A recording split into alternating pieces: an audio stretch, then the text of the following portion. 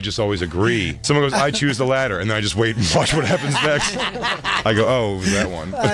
I've done that. I'll choose the latter. Mm-hmm. Now what? The Bonfire. Weeknights at 5 p.m. Eastern on Faction Talk or anytime on the SiriusXM app. Jackpocket is America's #1 lottery app, and they let you order official lottery tickets right on your smartphone. Why wait? Download the Jackpocket app to easily order Powerball, Mega Millions, or official state lottery tickets in just a few quick clicks. Jackpocket makes ordering tickets quick, simple, and secure. And here's the best part. If you're new to Jackpocket, they've got a special offer just for you. Download the app, opt in, and get a free lottery ticket. Don't forget to use promo code Powerball when you sign up. That's promo code Powerball on the Jackpocket app to get your free lottery ticket. Gambling problem? Call 1-800-GAMBLER. In New York, call 877-8-HOPE-NY or text HOPE-NY. 18 or older, 19 or older in Nebraska, 21 or older in Arizona. Jackpocket is a lottery courier and not affiliated with any state lottery. Eligibility restrictions apply. Void where prohibited. Opt in for $5 in non-withdrawable lottery credits that expire in 168 hours. Ends on September 30th, 2025. Terms at jkpt.co/draw5. You've worked hard for your money. Now let it work hard for you. RJM Group and Company has been helping families grow their wealth for over 30 years, right here in South Florida. Imagine an investment as steady as a CD account, but earning returns from 7% to 20%, guaranteed every month or every year. With contracts from 1 to 5 years, RJM puts you in control. No gambling, no guessing. Just smart, secure growth backed by real estate expertise you can trust. If you've been waiting for the right way to invest, call RJM Group and Company now at 1-888-775-3002. That's 1-888-775-3002. That's 1-888-775-3002. RJM Group. Trusted, proven, built for your future. Individual results may vary. There's no guarantee that past performance will be indicative of future results. Invest wisely. Some things still matter. Hard work, strong values, and American-made quality you can count on. Black Rifle Coffee is roasted right here in the USA by veterans who believe in this country and in the Americans who show up every day to keep it running. This isn't trendy. This isn't fluff. It's not chasing likes or bending to the latest buzz. It's about service, sacrifice, and freedom, and it always has been. Whether you're heading out before sunrise, unlocking your shop, working the land, or just taking in the quiet from your front porch, you deserve a cup of coffee that stands for something. Signature roasts like Just Black, Cactus Squatch, and Loyal Spirit deliver bold, rich flavor with zero apologies. No foam, no filters, just real coffee for real Americans. Ground, whole bean, or single serve K-Cup, however you brew it, make it matter. Black Rifle Coffee, veteran founded, American roasted. This is America's coffee. Pick it up at Walmart, your local grocery store, or skip the line and head straight to blackriflecoffee.com. Join the mission, fuel the spirit, stand for something. Greetings and citations, fine shits.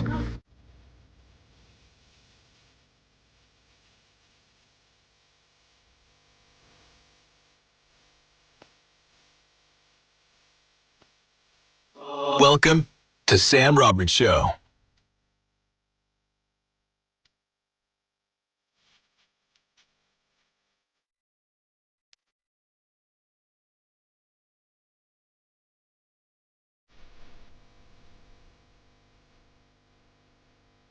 All right. Happy Monday. We are live. The guy said, do we have today off? I said, no. No, we don't. You'll get through the nor'easter, and you'll be happier and healthier and, quite frankly, better for it. And they did. Everyone's here. Welcome. Sam Roberts Show. Although I'll tell you, yeah, it is, there's rain here in New York. It's not bad. It's just annoying. It's like consistent. It's not like, horrific downfalls or anything like that, but it's just it's been raining since yesterday. It's going to rain all day today. But I said, you know what I'll do? I'll get out there. I'll get an early start to the day. I'll get out of the house earlier than usual just in case the roads are flooded. Because that's what will happen. There was a coastal flood alert. I said, oh boy, let me get out a little early Now, look, I was in a good position because a lot of the schools are closed. And once you close the schools, people start, either taking the day off or working from home. The roads get clear. It's nice. So even if there's some flooding, it should be okay. But still, let me get out early. So I did, But Travis is probably looking at me confused right now because he said, but Sam, you texted me and said, hey, can you hook me up with a Dunkin's when I get there? And that the implication would be that I wouldn't have time to pick it up myself on the way. I thought it was a tad askew. Right. So this seems a tad askew. So if you left early, why would you need that? Wow. Remember when I told you that one of the fun things about having a Jeep is that sometimes it will get a death rattle. The Jeep death rattle, which I'm not. I took it in and got it fixed. It's okay right now. There is a cure for it, but you have to know exactly what to ask for. So the death rattle is when you get to I think above 60 or above 65, the Jeep will just start rattling uncontrollably. As you're driving it, and violently. As you're driving it, it'll feel like the wheels are about to come off the automobile. American made? Yeah, to the point where if it's happening to you for the first time, or it's happened many times where I've had passengers in the car and the death rattle will take. Now it doesn't happen right now again because I got it fixed, but I'll keep if I get it because I've gone through multiple Jeeps. It's all I've really ever driven. I just keep getting new Jeeps when I need a new car. Lease runs out, time for a new Jeep. And then eventually the death rattle starts again. And when I have passengers in the car that are feeling it for the first time, they're like, oh, what the fuck is going on? They think their life is flashing before their eyes. They think this is it. And I go, no, this is just a feature. It's just one of the fun things that Jeeps do. Well, apparently, there's a new fun thing that Jeeps do. Even after if you get the death rattle taken care of, there's a new fun thing. And it's called a small leak in the driver's side door. Whoa. And it's super fun because you could just have the Jeep for I've been driving probably the one I have now for 2 years and everything's fine. Except then I had totally forgotten. This was probably about 6 weeks, maybe 2 months ago. There was water collected in the bottom of the car. And it wasn't just at first it just looked like the floor mat was wet, But then, the more I pushed on it, the more it felt like it was actually there was standing water, almost under the carpet. And I go, what is this? And I, dried it all up. And at first I wondered if it was maybe the AC was leaking, from underneath where the pedals are, it's leaking down onto the floor. I said that could be it because it was fine on the passenger side. And then I was looking online and I found that this is a thing, that sometimes Jeeps will just randomly acquire a leak somehow. I don't even know. It just, now there's a leak. What'd you say? Maybe the sealants go bad. Yeah, something. Yeah. But it's nothing that you did. It's just a thing that happens. I go, okay, well, now I'm in with it. But it hadn't really bothered me, and then I kind of forgot about it. He pretty much co-hosts with. But guess when I was reminded of it? This morning. That's 100% right. Because apparently, even though it wasn't raining too hard when I left the house, late last night it must have rained quite hard. That's when the rain really hit. And you know how I knew? It was in the Jeep. Yes. So it's probably, I don't know, 6:15. And I'm like, okay, time to go. My wife goes, are you going to take out the trash? I go, don't have time to take out the trash because I got to hit the road. She goes, okay, no problem. Isn't there trash right outside? Well, no, you have to bring it to the curb. There's a couple of bins. It's going to take an extra 5 minutes. And now 5 minutes?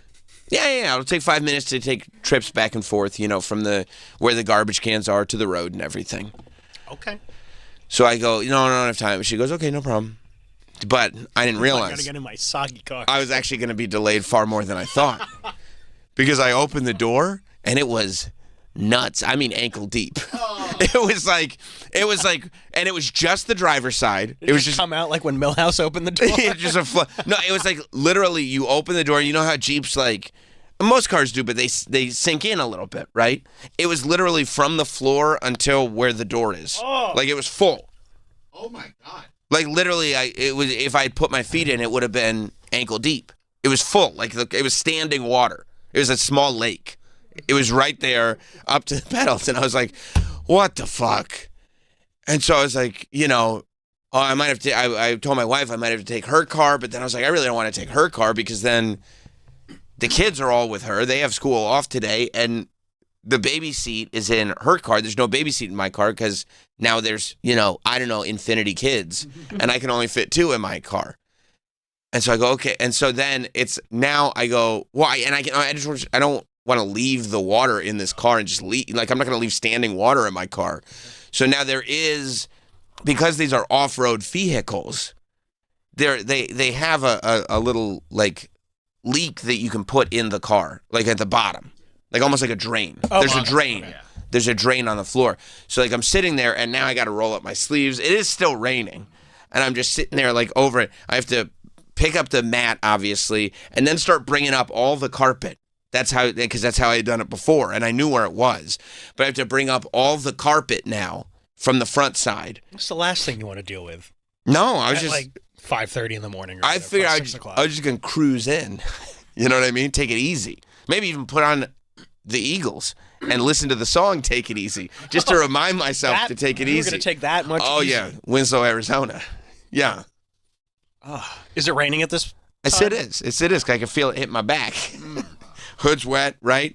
And I'm sitting there and I'm pulling up all the carpet because the carpet these Jeeps are meant to be taken apart. Like you can snap up the carpet and everything, except they're not meant to be taken apart easily, because they are automobiles. Like once you put it in place, it's in place until you take the time.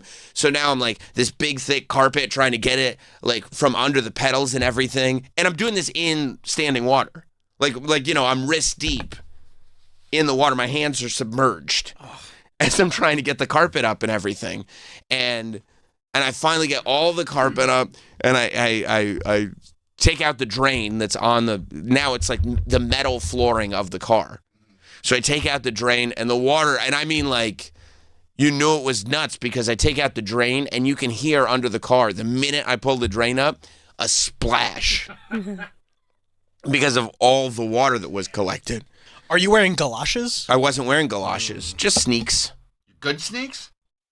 Always good sneaks. I mean, they're all good. Like most people, like my rain shoes are most people's church shoes. You know what I mean? That's the level I'm working with. Yeah. So it's a complicated question. It depends on who you're at. Yeah. Context is everything. Too bad you don't have some booties that you can put over them. Oh yeah, I should have walked out in the plastic bags, like when your mom would buy you nice shoes, but it's a muddy day, so you have to wear plastic bags over your shoes. Yeah, that would have been a smart move in hindsight, but I didn't know the car was going to be flooded. No, I would never think my car's going to flood. Flooded. Yeah, like flooded, not like damp. Like standing water. And then I go like, okay, and now the standing water has been drained out. But there's still like water in the car just because of the angle of everything, right? Like everything that was up to the door has drained out immediately. But now there's still, so I have to go get a broom. Because I'm not going to get like a whole wet vac out or anything. But I go into Plus, you got to go to work. Right, I'm trying to go to work. Already said goodbye to the children. Now I'm running in and out of the house. See what happens when you decide not to take today off. I know. You're allowed to come in. And then my wife's like, just take my car. Like, it's okay. But I go, no, well, now it's a mission now. Right. No, I'm not going to be beaten by this. No way. You're going to get I'm going to take my car. It'll be fine. And now I'm sitting there with the kitchen broom, sweeping the water down on the floor into where the drain is. Okay, right. Because that's because you have to. Otherwise, you got to I'm not getting the wet vac out and running a plug, and because then otherwise you'll get mold. Well, yeah, I don't want to get mold. And then you'll get the black lung. I don't want to get the black lung pop. And then I get enough of it out, and now that enough of it is out, that I'm like, okay, I'm going to drive to work, and then in my head I go, okay. Plus, even if I get all the water out and I leave the car there, if it keeps raining. Yeah, but you're in a garage. It's just going to fill up with, that's what I mean. That's why I'm driving it in. Like if I left it at the house, I park outside the house. Okay. So then I go, yeah, there's like most of the water's out. Everything is still damp, but at least it's not standing water anymore. And I figure, right, I'll go to the garage and it'll dry in the garage. So now I'm like, I got to get the carpet back in. So now, I'm trying to get the carpet under the pedals and everything, get it into position and put the mat back down and everything. And I finally get it back and I go, nope, now it's time to go. And everything was fine. You drove in? And I drove in and everything was fine. And you couldn't go downstairs yourself to get your coffee? Well, no, because then the whole system, I get the coffee before. Oh, I see. The whole system. But I didn't have time to go. Now I don't have time to go make my stop before I drive in. It's right downstairs. I don't know anything about downstairs. I get it 100 before. bonus points because it was Monday. I mean, that's good for you. Yeah, no, it worked out great for me. I might get a refresher then this afternoon. I forgot about the 100 bonus points on Monday. It worked out great for me. Yeah. But yeah, so, and of course, and then I'm driving in and I'm like, I don't remember if I put the plug back in the drain or not. That's fine. It's fine, except that some of the roads are flooded. And so every time I hit a spot where the road's flooded, I go, I hope I put that drain plug back in. All right, so now your car's in the garage. It's nice and dry for a few hours. Right. But it's supposed to rain all day. Yeah, but I'll be here all day, and then I'm going to go to Stanford. Is there a garage in Stanford? Yeah. Oh, okay. Yeah, so I'll be all right. Okay. Actually, this is the best case scenario. Right. Do you leave the windows cracked in the garage? Good question. I usually find it I think they do. I think they do by policy. Yeah, because otherwise you don't want it to mold up in there. Yeah. It needs airflow to dry out and stuff. Yeah. Yeah, hopefully. I don't know. Once I left it in the garage, I was like, I'll figure that out later. It's in God's hands. Yeah. Yeah. Greg in New Hampshire. What's up, Greg? Oh, hey, yeah. Good morning, you guys. I don't want to disparage an American auto manufacturer in light of being disappeared by ICE and whatnot. But anyways, that particular brand you're driving, Sam, is not well rated at all. You should try something else like a Mazda C50, something nice and not too flashy, but trustworthy. Come on, man. Get yourself a Mazda. Yeah, there's just holes in my car. Yeah. I got to get a Mazda. I mean, this has never happened to my Honda. I can tell you that right now. Yeah. See, everything looks good. When it's the summertime and you put the top down, everyone's like, man, that's cool. But you know what's not cool? Ankle-deep water on the driver's side. Makes no sense. No. And of all It's an odd feature. It is an odd feature because it's just the driver's side. And then, you go and you start Googling it, and you're like, this makes no sense. And then Jeep owners are like, oh, yeah. Driver's side leak? Yeah. And you're like, well, how could this make it, if it's happening to multiple people, how could this make it past inspection? And they go, well, you could take the doors off, And I go, yeah, I mean, that's cool and all, but I would rather have the doors work than have the ability to take them off. But it says Jeep ratings are mixed. With low overall reliability rankings. Low? Well, it gets to where I'm going. I never have a problem. It never breaks down or anything. Plus, everybody had Jeep Wranglers in the 90s. That was the cool car. Yeah, exactly. And it's still cool, except there's a death rattle sometimes. Yeah, I don't know. And I think that would be two disqualifying things for me to buy a Jeep. What, death rattle? And sometimes there's ankle-deep water in the case of a nor'easter? Is the death rattle from tire balance? No, because there's a little, I can't remember exactly what it is, but if you know, people know what it is. If you bring it into a Jeep dealership and go, it's death rattling, could you fix it? But no, because I would go and I'd get my tires rebalanced. And then, of course, in the auto shop, they go yeah, that's exactly the problem. And then they fix your tires and it doesn't fix anything. And you go, you son of a bitches. You son of a bitches. My tires were fine. I'd rather buy the Homer. I know. Sounds way better. Oh, Uncle Herb really got a shellacking on that. Yes, he did. Yeah, so dude, the feeling when you open your door, it's one of those everything that I had planned for today has now shifted. The other thing is, once you get through that and it's all good, and I feel like the most arduous parts of the day have been completed, right? Everything will probably go according to plan now because that's how it started. Sure, I get that. Yeah. But when first thing in the morning when you open and it's ankle deep water. That's the last thing. And you don't want to deal with anything out of the norm. You don't want to deal with anything. early in the morning. It's just like, especially before the donkey. Oh. You know what I'm saying? Like before that? No, you're just like, you're in autopilot mode. You need your morning juice. That's right. That's right. Ew. It's a weird way to phrase it, but that is right. Yeah. I mean, you just want everything to go like normal according to plan, and then you have something like this that completely takes you off balance. And now you got to figure out what's even going on anymore. You know? Your whole equilibrium gets knocked off. But you're good now. I guess so. That's probably why I couldn't live in the city, because in the city, your equilibrium gets knocked off all the time. You got homeless guys pissing around and stuff. You know, there is no routine. I came up from the subway the other day. You know what I saw? No? You walk up the stairs. I know you've seen peniles, you've seen bottle rockets. I don't know. This was a weird one. I've never seen this one. Okay. Go ahead. Walk up the stairs, come to the top of the stairs. There's a guy sitting there just slicing his wrist and bleeding all over the ground. You see what I'm saying? Like the amount of normalization that has to go on. Like just to live in the city, the amount of like blinders you have to put on, well, that's going to happen and that doesn't disrupt my day. Everybody just went about their day. I know, That's part I'm of the saying. Lower East Side's character. Yeah. But most people, not even some, most people in this great country of ours would be like, this is something I'm going to remember for the rest of my life. This is one of those things, you're not going to believe what I saw 3 years ago, is what they would say. That was just Yeah, that's what makes us better. And for you, it's like... I would walk right past. I'd be like, oh, I already did. there's a thing. You did. When did that happen? I'm not getting involved with that. Right. No, I'd honestly rather see that than penile. right.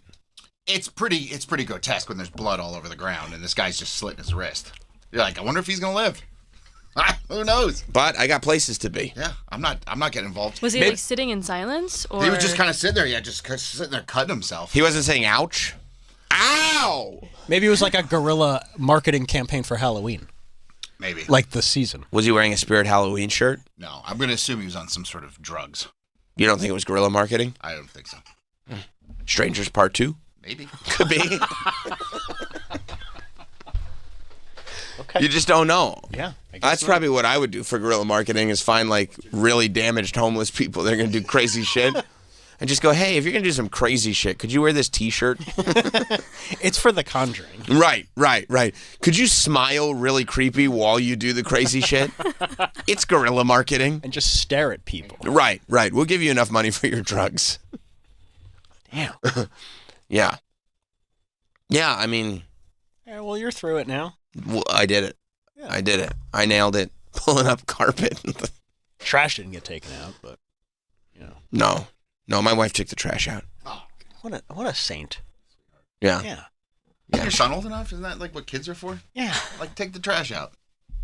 I don't know if he's old enough that I could send him out in the rain to do it. Why? He doesn't Water. have a. Yeah, he doesn't have a. He Does has, he take baths? I just hit him with the umbrella, right? Or a raincoat. Right. Galoshes, like you said. Yeah. Yeah. Give him some goulashes. Right. Put him in one of those silly little yellow hats. Yeah. With the big brim on it. Put on your little yellow hat to go take the trash out. I don't know. I don't get involved in all that. I had to get the standing water. I didn't remove the lake from my car. You had bigger problems. I had bigger fish to fry. And I could have had pet fish in my car. That's how much water there was. That would have been cool. That would have been kind of funny. Yeah. Right, like disco shoes. You know what I mean? Yeah. Last year there was a leaky fire hydrant in Brooklyn. Did you see that? And they turned it into an aquarium. Yeah, that's awesome. That was cool. Yeah. They turned it into an aquarium? Yeah, there was a leaky fire hydrant. Right. And it was just leaking in this like puddle, and they brought fish over, and they turned it into a whole thing. Wow, that's amazing. Yeah, usually, like, I thought back in you would just run through it, but they turned it into a full-on aquarium. And then they were pissed when it shut off. Oh, yeah. Oh, there you go. Look at that. It's almost like a koi pond. Yeah. Wow. Isn't that nice? Yeah, that's really charming. nice. That's really nice. That's one of those, like, if you have YouTube TV, they give you a moment of zen when they haven't sold the commercial spot. When it's like a local commercial. If they haven't sold the local commercial spot, they give you a moment of zen. And I feel like a leaky fire hydrant filling up the... Yeah. Look at that. They did. They put little koi fish in there. Little baby, like... There's so many of them. Little baby orange koi fish. See, all they want to do is create a little paradise for themselves. Should have brought Toots down there. He would have loved it. Oh, yeah. Just batting his paw around in the water. Watching him run, he likes, Yeah. Then why? And there's is that a little bench they put in there? Looks like they put a little bench. Look at that little bench. Oh, that's sweet. That is sweet. And then what? The city comes in and goes, "Oh, you guys! It looks like you guys permit for that." Yeah, you guys have found some peace in this city. Yeah. We have to put an end to it right away." They always did that. I know, because they want to keep everybody at an all-time high level of stress all the time. And make them miserable. Miserable. Like, oh my God. Just tense. Just tension. Constant tension. They always do resourceful things like that. Like they'll take those like dumpsters and like put like a plastic in it and then turn it into a swimming pool in the summer. That's great. That's great. Because not everybody has an above-ground swimming pool. In Brooklyn. Right. So you put a little plastic in the dumpster and you just put a hose in there, right? Yeah. Yeah. You gotta make your own fun. You do sometimes. You do something. Nobody's going to do it for you.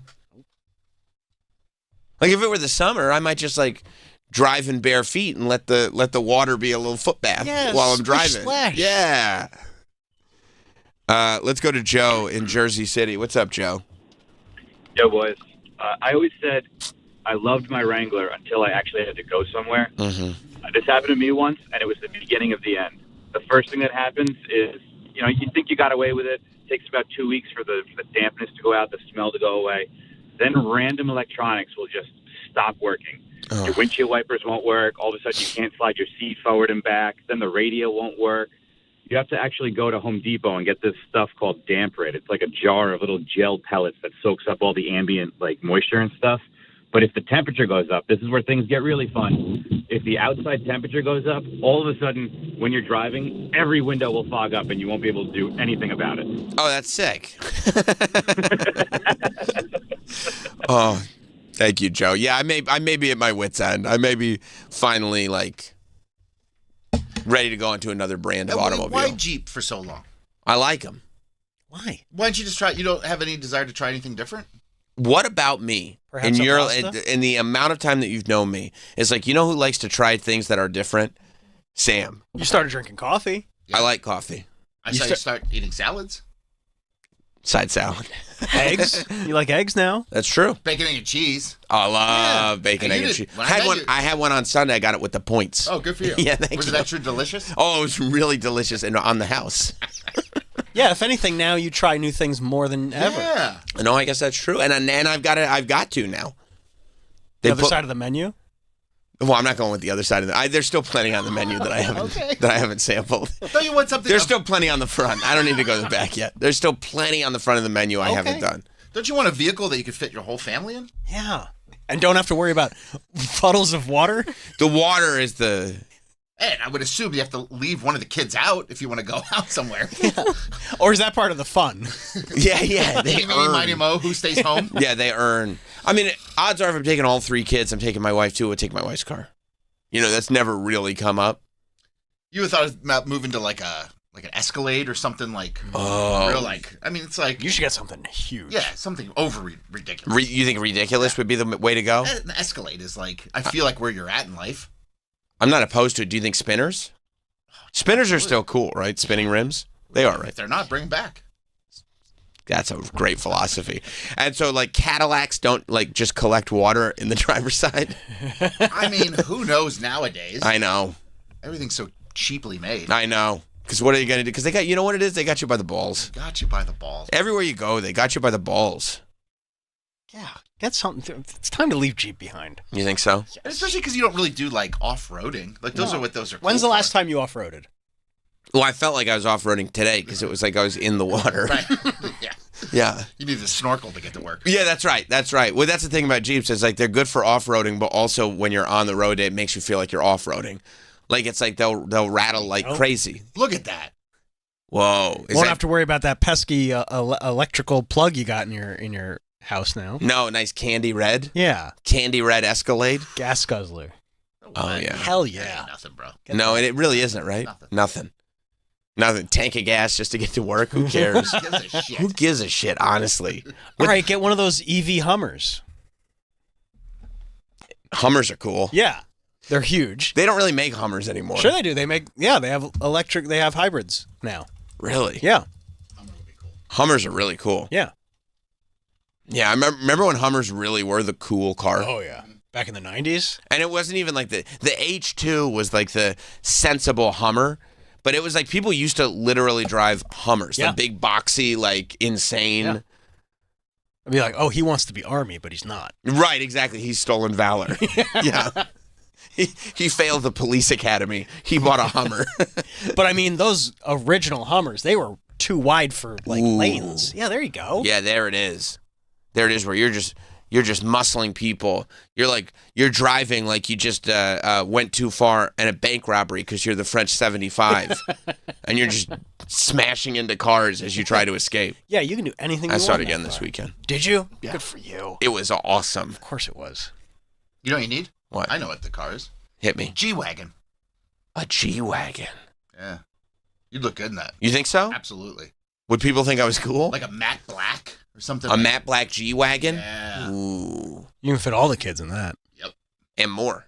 And more. Yeah. Nice. We got room. Let's make another one. Yeah, that's what I would say too. Fill up these seats. And no standing water in a G-Wagon? No. I can't promise you that. Okay. I don't know. Where's a G-Wagon? Let me see. Out there, Mike. I wanna Mercedes. Oh. There you go. Yeah, it is. It's like, I see, think that's my wife's dream car. Same. Yeah. You know why they're great? Because they're off-roading vehicles for people who will never go off-roading. Right. Like they're off-roading vehicles for rich people who like glamp, but they call it camp. You're talking about Bob Kelly? Yeah. You know what I mean? Like there's no way any G-Wagon has ever been that dirty. Ever. Never. Or just get a Cybertruck. Cybertrucks are cool. Should I get one of those cool stickers that people put on their Teslas now that say, I bought this before Elon was crazy? Yeah. It's like, cool, man, you're the best. Or get a Rivian. Those are the titties. I know, but I was thinking about it, but I can't get, Rivians are the titties, confirmed. But I can't get a full electric car because I like my road trips too much. Like those full you electric couldn't go to cars. Indianapolis. That's right. On a whim with hot dogs. Right. Because you could get 4 or 5 hours out of an electric car now, which for most people that's fine. But if I want to go like, okay, time to drive this 12 hours. Yeah. I need to be able to stop at the gas station. No, that's a good point. You know, and it's not like I can just charge up while I'm at the Chick-fil-A because it's going to take a little longer than that. Yeah. All right, good point. Plus, I'd have to stop at the Chick-fil-A multiple times. So You're not opposed to that. No, It's I'm the really waiting, not. Yeah. But the waiting. Yeah. Time is of the essence in general. So I need something that guzzles gas. I like that. You lease your Jeep? Yeah. So when's it up? Next year. Yeah, get something else. Yeah. Yeah. You got a year to start thinking and really planning it out. Yeah. Yeah. A wet year. They're going to call that the wet year. Yeah. Yeah, and it's like, but it's nuts because then you go to Jeep and you go like, hey, my driver's side just collects water. And they're like, oh, yeah. I'm like, can you stop that? You know what I mean? Like, it's a thing. Like, even ask them, can you make it so it doesn't do that? Like, you should have done that when you first made the car. Yeah. Make it so it doesn't do that. Like, why wouldn't that be, well, it's all good except it does this. Okay, I think that's fine. No, that's enough to be like, okay, it's not ready yet. Yeah, like you think they saw that during like testing, they're like, maybe no one will notice. Right. Or like, as long as that's the only thing it does, okay, it's ready. It really needs to go to market. It's definitely not ready yet. Derek in Morristown. What's up, Derek? Hey, Sammy. I think you should get the Bronco. It combines your love of O.J. Simpson with your need for an off-road to drive around Westchester and Manhattan. This is great. I do want an off-road vehicle to stick to Westchester and Manhattan. That's a very good point, Derek. That is what I'm looking for. A Bronco would be cool. This is a great idea. The new ones are so cool looking. They are cool. All right, take it easy, fellas. Thank you. Yeah, you can off-road. Probably doesn't get wet. I know, but the way the doors come off. What, doors come off Jeeps? I know, and Jeeps get wet. You're asking for trouble then. That's what I'm saying. I'm a little worried about it, to tell you the truth. The fact that you can do as much with it All right, let's makes me feel like it'll get wet. do a quick Google. I didn't know you like to get wet. I mean, I do like the red Bronco, like with the like white like candy stripe or whatever on it. Yeah. I've seen those around, and I really like them. But do they get wet? You trust the AI overview? With my life. Yes, Ford Bronco models can experience water leaks, often due to issues with door seals. What is? Just seal the goddamn doors. It's 2025. Well, no, what you are we gotta take doing them here? off. No, we don't need to take the doors off. Like, if you can take the doors off, except you can't seal them in the rain, you can't take the doors off. Like, those are non-functioning doors. Like, that's not a flex. To be like, oh, the doors come off on this car? Oh, really? And they keep the rain out too? No, they do not keep the rain out. No, they don't. Well, then who cares if you could take them off? They don't work. The doors don't work. Because when you take it to the Sahara, you're good. That'd be fun. Yeah. It would be fun to drive it through the Sahara. But how would I get it to the Sahara? Isn't the Sahara an ocean away? And I can't drive it through the ocean because the doors would leak. All the ocean water would get in the car immediately. That's a good point. You see? Oh, yeah. Even if it were some kind of boat-car hybrid, the leaks in the doors would be treacherous. So unfortunately, it appears that's out of the question. Oh, yeah, so get one of those duckmobiles that they got down in Boston. Maybe I get a duckmobile. Yeah. That way all your problems are solved. Yeah. Yeah, I do need some kind of sports utility camping vehicle. For all the camping you do. Right. To never go camping with. Yeah, but just in case. Just in case. Just so people think like, oh, yeah, he's a real man. I don't know if anybody's thinking that because of your car. Well, it helps. That's not true. I see guys with like very fast sports cars, and I think to myself, they must have big penises. Yeah.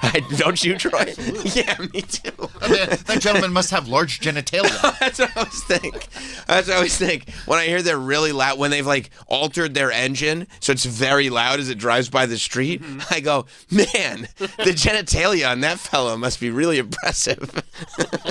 I always think that. I think that too with loud motorcycles. I love when it's so loud you feel your teeth rattle. That's right. And I go, man, if you think the vehicle that guy is driving is a big hog, you should see the one in his pants. Yeah. That's what I say. He wants to let everybody know. Right. I got large genitalia. I got large genitalia. And my thing is, whoever says that the loudest, it's the truest. It is, yeah. Yeah. I found that to be true, too. Yeah, in my experience. That's right. And so I need a car that screams that as well, because it's so accurate. Ray in Georgia, what's up, Ray? Hey, before you buy a Bronco, why don't you look at the video that fell in the crash test? You'd be quite impressed about it. Oh, do Broncos do well in crash tests? They're excellent, especially when the cement mixer hits it. It is really funny watching those sometimes, and you're like, oh, this might as well be an aluminum can, an empty aluminum can that just gets destroyed. Thank you, Ray. Yeah, and then you're just sitting there going like, you know what? Subarus really do make the most sense. Everybody loves a Subaru. Yeah. Probably why they're so expensive. Subarus? Because they last forever. They do.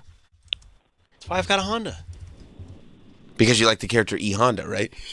Yes. From Street Fighter? Oh, it's going to be so cool next year to have a Honda. Oh, yeah, you got the E Honda? That's what I'm going to start calling it. Yeah, but then here's what I'm going to do. I'm going to give back my Jeep, and they're going to be like, do you want another one? I'm going to go, absolutely not. And they're going to go, yeah, but we got this one in like shiny blue. And I'm like, oh, yeah, shiny blue, you say? Now you know the first question to ask. Will it get wet? And they're like, yes. What about the death rattle? Oh, yeah, we got that too. But it's blue. I'll take it. Yeah. Oh, and you'll give me a trade-in discount? Yeah. Here's the thing. We could do this for you today, but today only. Oh, I better act fast then. Zach in Tampa. What's up, Zach? What up, Sam? Listen, buddy, you're looking at all these different cars. First off, the fact that you have a car with holes in it, you work for two major organizations, is a problem, dude. This is worse than you going into the walk-through drive-through during the pandemic. This is more embarrassing. You tell me. Oh, no. Oh, I forgot about that. Oh, you're right. This is humiliating.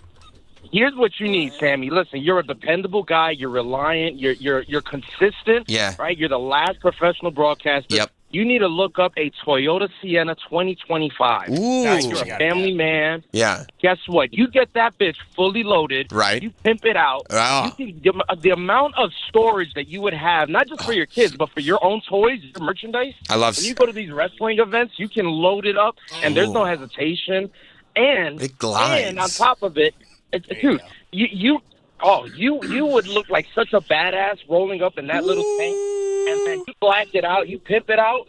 Woo, Sammy, you're gonna be on a whole nother level, buddy. Maybe I get it wrapped with like a Not Sam logo on the side. That's a smart vehicle. Yes, just constant promotion. You could. Who doesn't need more Sam Roberts in their lives, right? That's what I'm saying. More Sam. No, you're 100% right. Thank you, Zach. This is a great suggestion. Look at the way that thing just cruises down the road. It's still a minivan. Look at that, a very, very small sunroof. That's nice, huh? Tiny sunroof on top. You're not a minivan guy yet. No, I'm not a minivan You guy. could be. You should get that for Jess. Right. But like, you need like a, cool dude car. A cool dude car. I need a cool dude car. Oh, who's that cool dude? Because you blast music. I do. So you don't want to hear like cool music coming out of a minivan. But a lot of times it's Michelle Branch. Okay. We'll make sure the windows are tinted. So Okay. Troy, you saying if he had a Toyota Sienna, you wouldn't speculate on his genital size? I would. Oh, that's true. Does this scream larger than average or just average? It would scream to me if I saw a guy driving it, maybe microphallus. Ooh, I don't want that. I don't want that. Those rumors getting out there. No. And Danielle, I see you look confused. I did do. There was during the pandemic. It was a weird time. The pandemic. It was. Yeah. And I went back to work quickly. I was an essential worker, and I had to be in Orlando for a WWE show, and they were testing every single day. They did a great job testing everybody, and they said, well, before you can do the show, the day before, they said you got to go take a test, and then you what's it called? You just stay in your hotel room. And quarantine. Quarantine is the word. And so I go, okay, I'll get the test, right? And the test was at the performance center there. So I had an Uber take me. I go, we're here. You can hit the bricks. The Uber dropped me off. And then I go, okay, where is the testing? They go around back. I go, okay, around. Oh, it's drive-through testing. So I had no other option. I had to get tested. So I had no other option but to just simply walk. And there was a car in front of me and a car behind me, and just me on feet. Troy, remember this? And then the people running it were the people who worked there, and they were like, hey, Sam. I'm like, hey, my Uber left. No, that's fine, they said. And they tested me. By the way, negative. I didn't have it. Was it the spit test or the nose test? Oh, no, it was nose. It was nose. Yeah, it was right up there. But yeah, I was... like hot dog at Bikini Beans. Right, walking through. Although I was not in a goon state at the time, to be fair. Mike in Florida. Hey, what's going on, Sammy? Hey, man. Word of advice. So I have a company car, and it's a Subaru. And unless you are really hoping for everyone to think that you're a butch lesbian, please do not get yourself a Subaru. They're the fucking worst. You really don't want one. Oh, I don't want people to think that about me. That's the last thing I want right now. Yeah, I get a lot of weird looks from, kind of that demographic of people that kind of roll up and give me that nod, and I'm like, no, I'm not. I don't like the Lilith Fair. That's not my deal. Wow. It's bad. Yeah. I haven't even watched the Lilith Fair rules. Yeah, I kind of feel like secretly, but no. But you would never say that publicly. No, of course not. I want that to be a secret. Right. Inside. I get that. I mean, good luck to your car search, my man. Thank you very much. Thank you for the advice, Mike. That's huge. I'm in a very image conscious space in my career right now, and I can't have people assuming I'm a butch lesbian. I can't have that. That would be catastrophic, honestly, to the brand building that we're doing. You've done so good this far. Oh, thank you so much. This is, now just wipe it right out. Yeah, to just throw a monkey wrench into the whole thing would be like, well, why'd you go? You'd set us back so many paces. Can't do that. All right, so we crossed off Subaru and Rivian. Right, for the road trips and the butch lesbian. Mike in Florida pointed out the butch lesbian thing. It's a good point. Good point. Yeah. So maybe a G-Wagon. G-Wagon. Or a Cadillac Escalade. What about like a Range Rover? Or not so much? Yeah, those are cool. Right, but you don't seem that enthusiastic. I would put the other two on top of the list. I would take a Range Rover over Subaru. I would take a Range Rover over Jeep. Because it gets wet? Yeah. And I the don't think inside? I'd take anything over a Jeep. Yeah, Jeeps. Because of the water or the death rattle? Both. All the above. Yeah, both all are of the above. Okay. And it feels like it's like a college guy kind of vehicle. Oh, I want to be an established older man. Well, yeah, you have like a name for yourself now. I see. So it's like it's time for me to get rid of my cute boy ride and to adopt something that a Zaddy would drive. Yes. I see. Yes. Nothing wrong with a Range Rover. No, Okay. those are actually, now looking at those are really nice. Yeah. Okay. Do you feel like it must be a Zaddy who's really established himself? Oh, yeah. With large genitalia. This might be the one. If that's what this is giving. This is giving large genitalia. If this is giving Zaddy, who's established himself in life with larger than average genitalia, then this might be the one. That's what it's giving. Okay. Whew. Man, this is important because, I can't make a mistake here. No, and luckily you've got like a year to think about it. I do. I mean, who would have thought? I just didn't want to get my ankles wet in the car, but... You just thought you were coming into work a regular day. That's all. To celebrate Indigenous people. I just wanted to celebrate all the Indigenous. Mike wouldn't have allowed that. Brian in Michigan. What's up, Brian? Not much, Sam. What you need to do is get an Escalade for your daily driving and get a Jeep Wrangler for the weekend. But go old school Wrangler. Anything before 06 doesn't have the leaks. Oh, like a weekend warrior car. Yeah. See, I have an 02 Wrangler that I bought new, and my daily driver's an Escalade. The only thing I worry is with the weekend warrior car, I feel like I'd have to start wearing quarter zips. You know what I mean? Yeah. I'd have to start investing in quarter zips and Patagonia vests. And I'm not ready for that. Because honestly, that's what I call a douche-form. It's like a uniform for a douche. You know what I mean? Nothing will tell you you're dealing with a douche more than a quarter zip and a Patagonia vest. Maybe some loafers. Oh, like... I was going to say like Sperry's. Oh, yeah, boat shoes. Boat shoes on the weekend. Why are you describing everything Matt Biggins wears? That is exactly who I was picturing. We love him, but he is a confirmed douche. And if I got his wife in here right now and said, "Can you deny anything I've said?" she'd go, no, he's a douche. She's an honest woman. Right. Yeah. We recorded Satisfying yesterday. The first thing she said is, "I fucking hate him." Good Lord. Yeah. Mark in Chicago. What's up, Mark?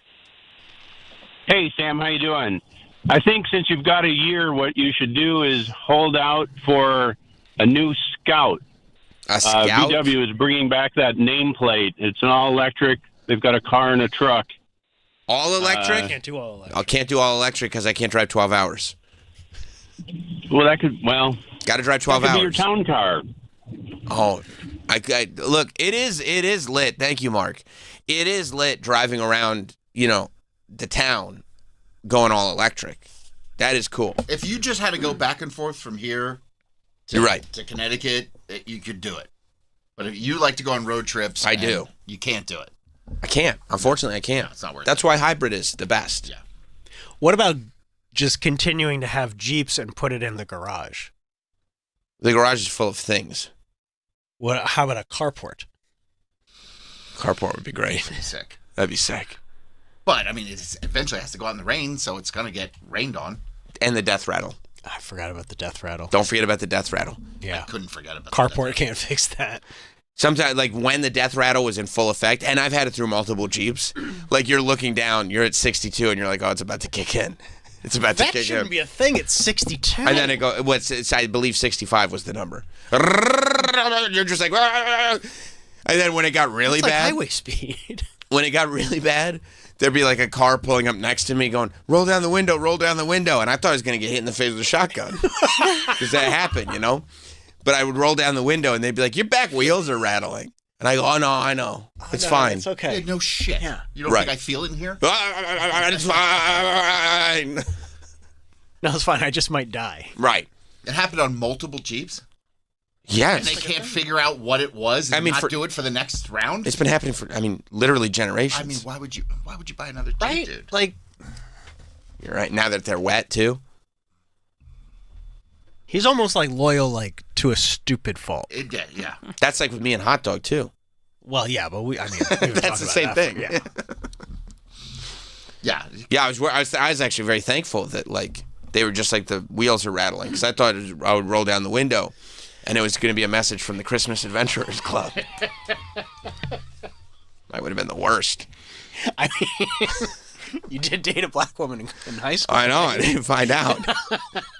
Couple, you know. They don't like that in the Christmas Adventurers Club. My dating history would wipe me out of that club immediately. Hail They Saint would. Nick. Oh, they would hate my dating history. Those Christmas adventurers. I'm glad you went back and saw it again. When you see it a second time, one battle after another, I did. It was my wife's birthday over the weekend, and so I presented her the option of either a fancy dinner or just going to the movie. Or one battle after another. Well, because I knew what movie we were going to, but also, like, number one, there's an amazing movie in theaters, and number two, I felt like every time there's a holiday, like a birthday or whatever, and you get a babysitter, almost as a default, you're like, we're going to go to a fancy dinner. Yeah, that's true. Yeah. But it's been like literally years since we were able to just have a casual date, go to a movie, and we used to do it all the time. Plus, there's a great movie out. So I was Tron like, Ares? Yeah, I want to see Jared Leto in Tron Ares. And so I go, look, we can absolutely go to a fancy dinner and everything. It's not, I'm not trying to get out of that at all, but this could be fun. And she was like, yeah. So then I didn't tell her what movie we were going to see. Smart. And then it just starts. She didn't know when you walked in the theater and it said the thing on the top? No, she didn't. She's short. She's short. So we go in and of Plus, course. who's to say you can't get a fancy dinner at the movie? You're like, I wonder if he's gonna live. Who knows? But I got places to be. Yeah, I'm not getting involved. Was he like sitting in silence, or He was just kind of sitting. Movie out. So I was Tron like, Ares? Yeah. I want to see Jared Leto in Tron Ares. And so I go, look, we can absolutely go to a fancy dinner and everything. It's not, I'm not trying to get out of that at all, but this could be fun. And she was like, yeah. So then I didn't tell her what movie we were going to see. Smart. And then it just starts. She didn't know when you walked in the theater and it said the thing on the top? No, she didn't. She's short. She's short. So we go in and of Plus, course. who's to say you can't get a fancy dinner at the movie? That's right. Yeah, that's right. A lot of the fancy dinners are bottomless at the movie. You can get as much as you want. But of course, she loved it. But the second time, you go to one battle after another for the second time, it is so funny. Like there were parts like when you watch it again and kind of understand the context of everything, there are I was laughing out loud at parts. It's so good. You know what I mean? That at first glance, I mean, I'm sure my wife was like, "Why are you laughing?" And then you kind of realize where it's going or what the context is. But it is so much funnier than I realized it was the first time I saw it. And she loved it? Loved it. I mean, to go to that movie and be like, I didn't get it, is like, I can't handle it. Nothing happened. Yeah, I can't handle that. I can't handle it. To think either there's two things I can't handle. One, it was boring or nothing happened. I can't handle it. Or two, to ascribe politics to it in one. I can't handle that. Yeah, you're just looking for something. I know, because it's not a political movie. It happens in that world but there's so much ridiculousness on both sides. Paul Thomas Anderson. I don't know what fucking time it is. I am going to get a stick of dynamite and shove it up your asshole. It's great. And you got out of going to a fancy dinner. And I got out of going to a lame-ass fancy dinner. Bobby in New York. What's up, Bobby? Enough with this car talk, guys. I know. It's a day to celebrate a brave Italian explorer, the first immigrant, the first refugee to this great country. Refugee. And I wanted to wish Mike a happy Columbus Day. We've gotten away from that. Thank you, Bob. Is that Bobby Bacala? No, you're right, Bobby and Mike. I mean, my car getting wet is not the only tragedy that's happened on this Columbus Day. Because of this storm, The parade has been canceled. Yeah, Kathy Hochul called it a surprising day to call a state of emergency. Does it feel like an emergency outside, Mike? It feels like maybe this was fabricated to cancel the parade. Wow. It's all political. It's a little rain, isn't it? Yeah, it's a drizzle. And who controls the weather anyway? Kathy Hochul. I mean, the Italians don't mind a little using umbrellas, do they? No, certainly not. The Irish were out there on St. Patrick's Day in the rain a couple of years ago. Yeah, they were all pissed drunk, but... You mean to tell me that old Double C didn't go through some rain when he was on either the Nina... Which one was he on, the Nina, the Pinta, or the Santa Maria? I would imagine you jump back and forth. You got to check in on the guys. No, you're right. Let me check in on the guys. Pull your boat up right next to this boat. I'm going to swing over. Bounce around. I think that's what they do. They pull the two boats up close together, and they put. You know how they, like if somebody misbehaves, they make them walk the plank. Yep. They put the plank in between the two boats, so Chris can go over and see what's going on the Pinta. Yeah, it's probably all sorts of pranks. You moon each other while you pass. Oh, that's right. That's right. And then somebody puts, like in Dirty Work, somebody puts the brakes on the boat, so the guy's just sitting there mooning. Yeah, they're probably putting all sorts of like funny stuff in the cannons, like stink bombs, and firing it back and forth at each other. That's right. That's right. Like maybe putting derogatory comments on flags that they wave at each other. Yeah, the 1400s were a lot of fun. They were fun. Before all this woke bullshit. That's exactly right. 1400s. That's exactly right. I was listening to the radio this morning as they were unfortunately announcing the cancellation due to the nor'easter of the Columbus Day Parade, that they were listening to a person whose ethnicity they didn't announce, but I think he might have been Italian, that was saying, he's fine with indigenous people having their day too, but he's really happy that we are, getting back to celebrating history. We're back. The Columbus Day is back, and he was fine. He said Indigenous People Day, that's fine. They could have a different day. That's all. Yeah, the 14th. Right. This day is spoken for. You're fine with that too, right? Yeah, sure. Have a day. There's 365 of them. Plenty of days to go around. That's right. But one is already spoken for, isn't it? Do you feel like the cancellation due to the rain is a shot at your heritage and culture? It seems, it's Kathy Hochul. She just can't be trusted. Right. She's in league with the Gersh Kunstmans of the world. So. We hate Gersh Kunstman. Yeah. Yeah. He's the guy who is keen on the tolls. Yeah, if they have a guy who will go around parking lots looking for covered up plates, who's to say that they won't do something to the... What you're saying? You know about rain seeding, right? Right.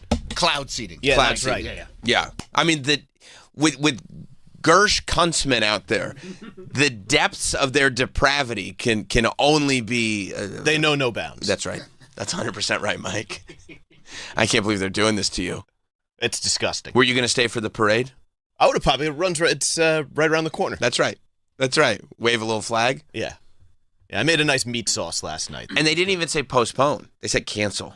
Yeah. We said we're not doing it. They want to cancel Columbus. Good luck. Yeah, I remember when I was a teenager, there was a rally and someone had hung Columbus in effigy, and a very distraught gentleman at the rally pointed and said, "That better not be Columbus." Was that a gentleman named Silvio Dante? No, it was Artie Bucco. Oh, I see.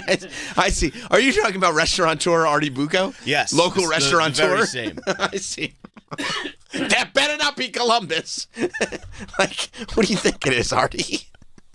Imagine no, it's not Columbus. All right, okay, as long as it's not Columbus. That episode and A Hit is a Hit. Which is that? That's the rapper. Massive Genius. Of course, Massive Genius, who's trying to bang Adriana the whole time. Those are panned as two of the worst Sopranos episodes ever, but they're the best. I enjoy both those episodes. The douchey critics who they don't advance the series, they don't this, they don't that. Two best episodes. I mean, first of all, okay, if you want to talk A Hit is a Hit, I could probably look back on that and give a better sort of opinion on it, but there's no way you can convince me that the Columbus Day episode is not an incredible episode.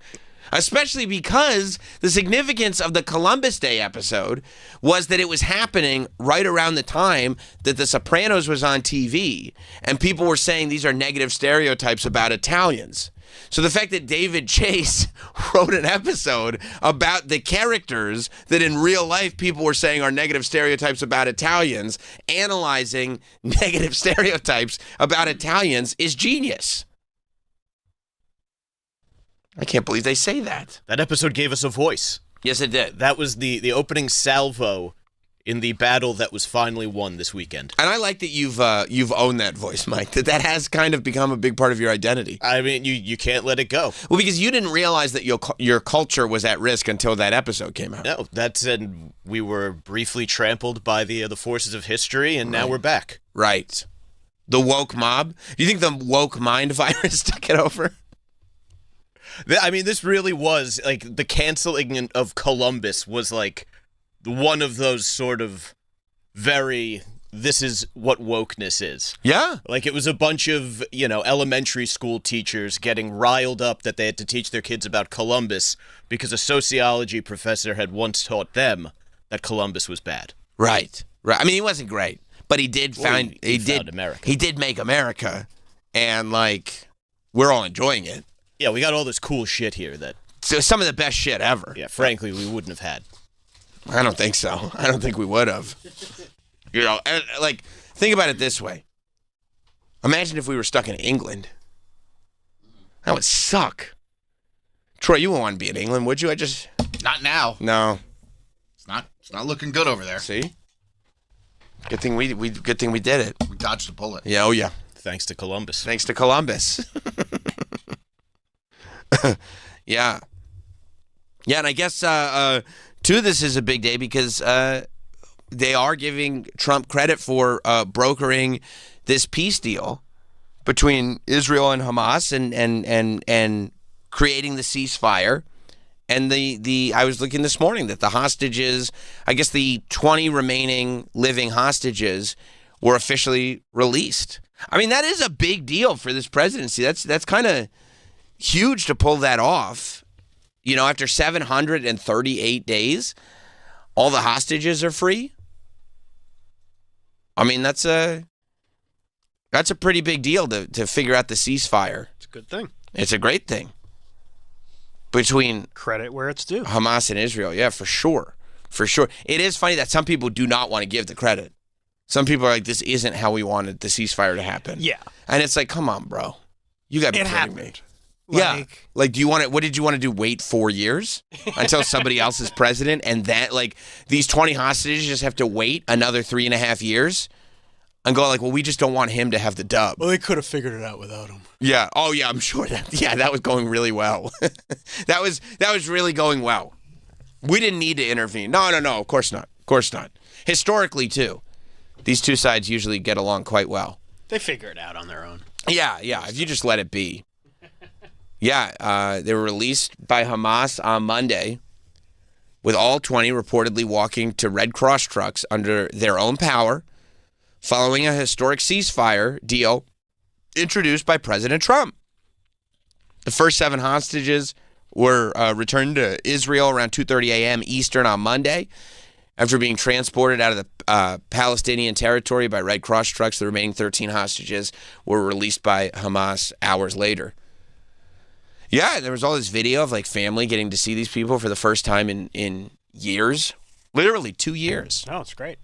Like just slightly over 2 years, right? It wasn't the... Well, yeah, October 7th. Yeah, October 7th. It was just about a week ago was the 2-year mark of all this going down. And then, Trump goes to Egypt? Yeah, I think he was supposed today or tomorrow to like kind of doing...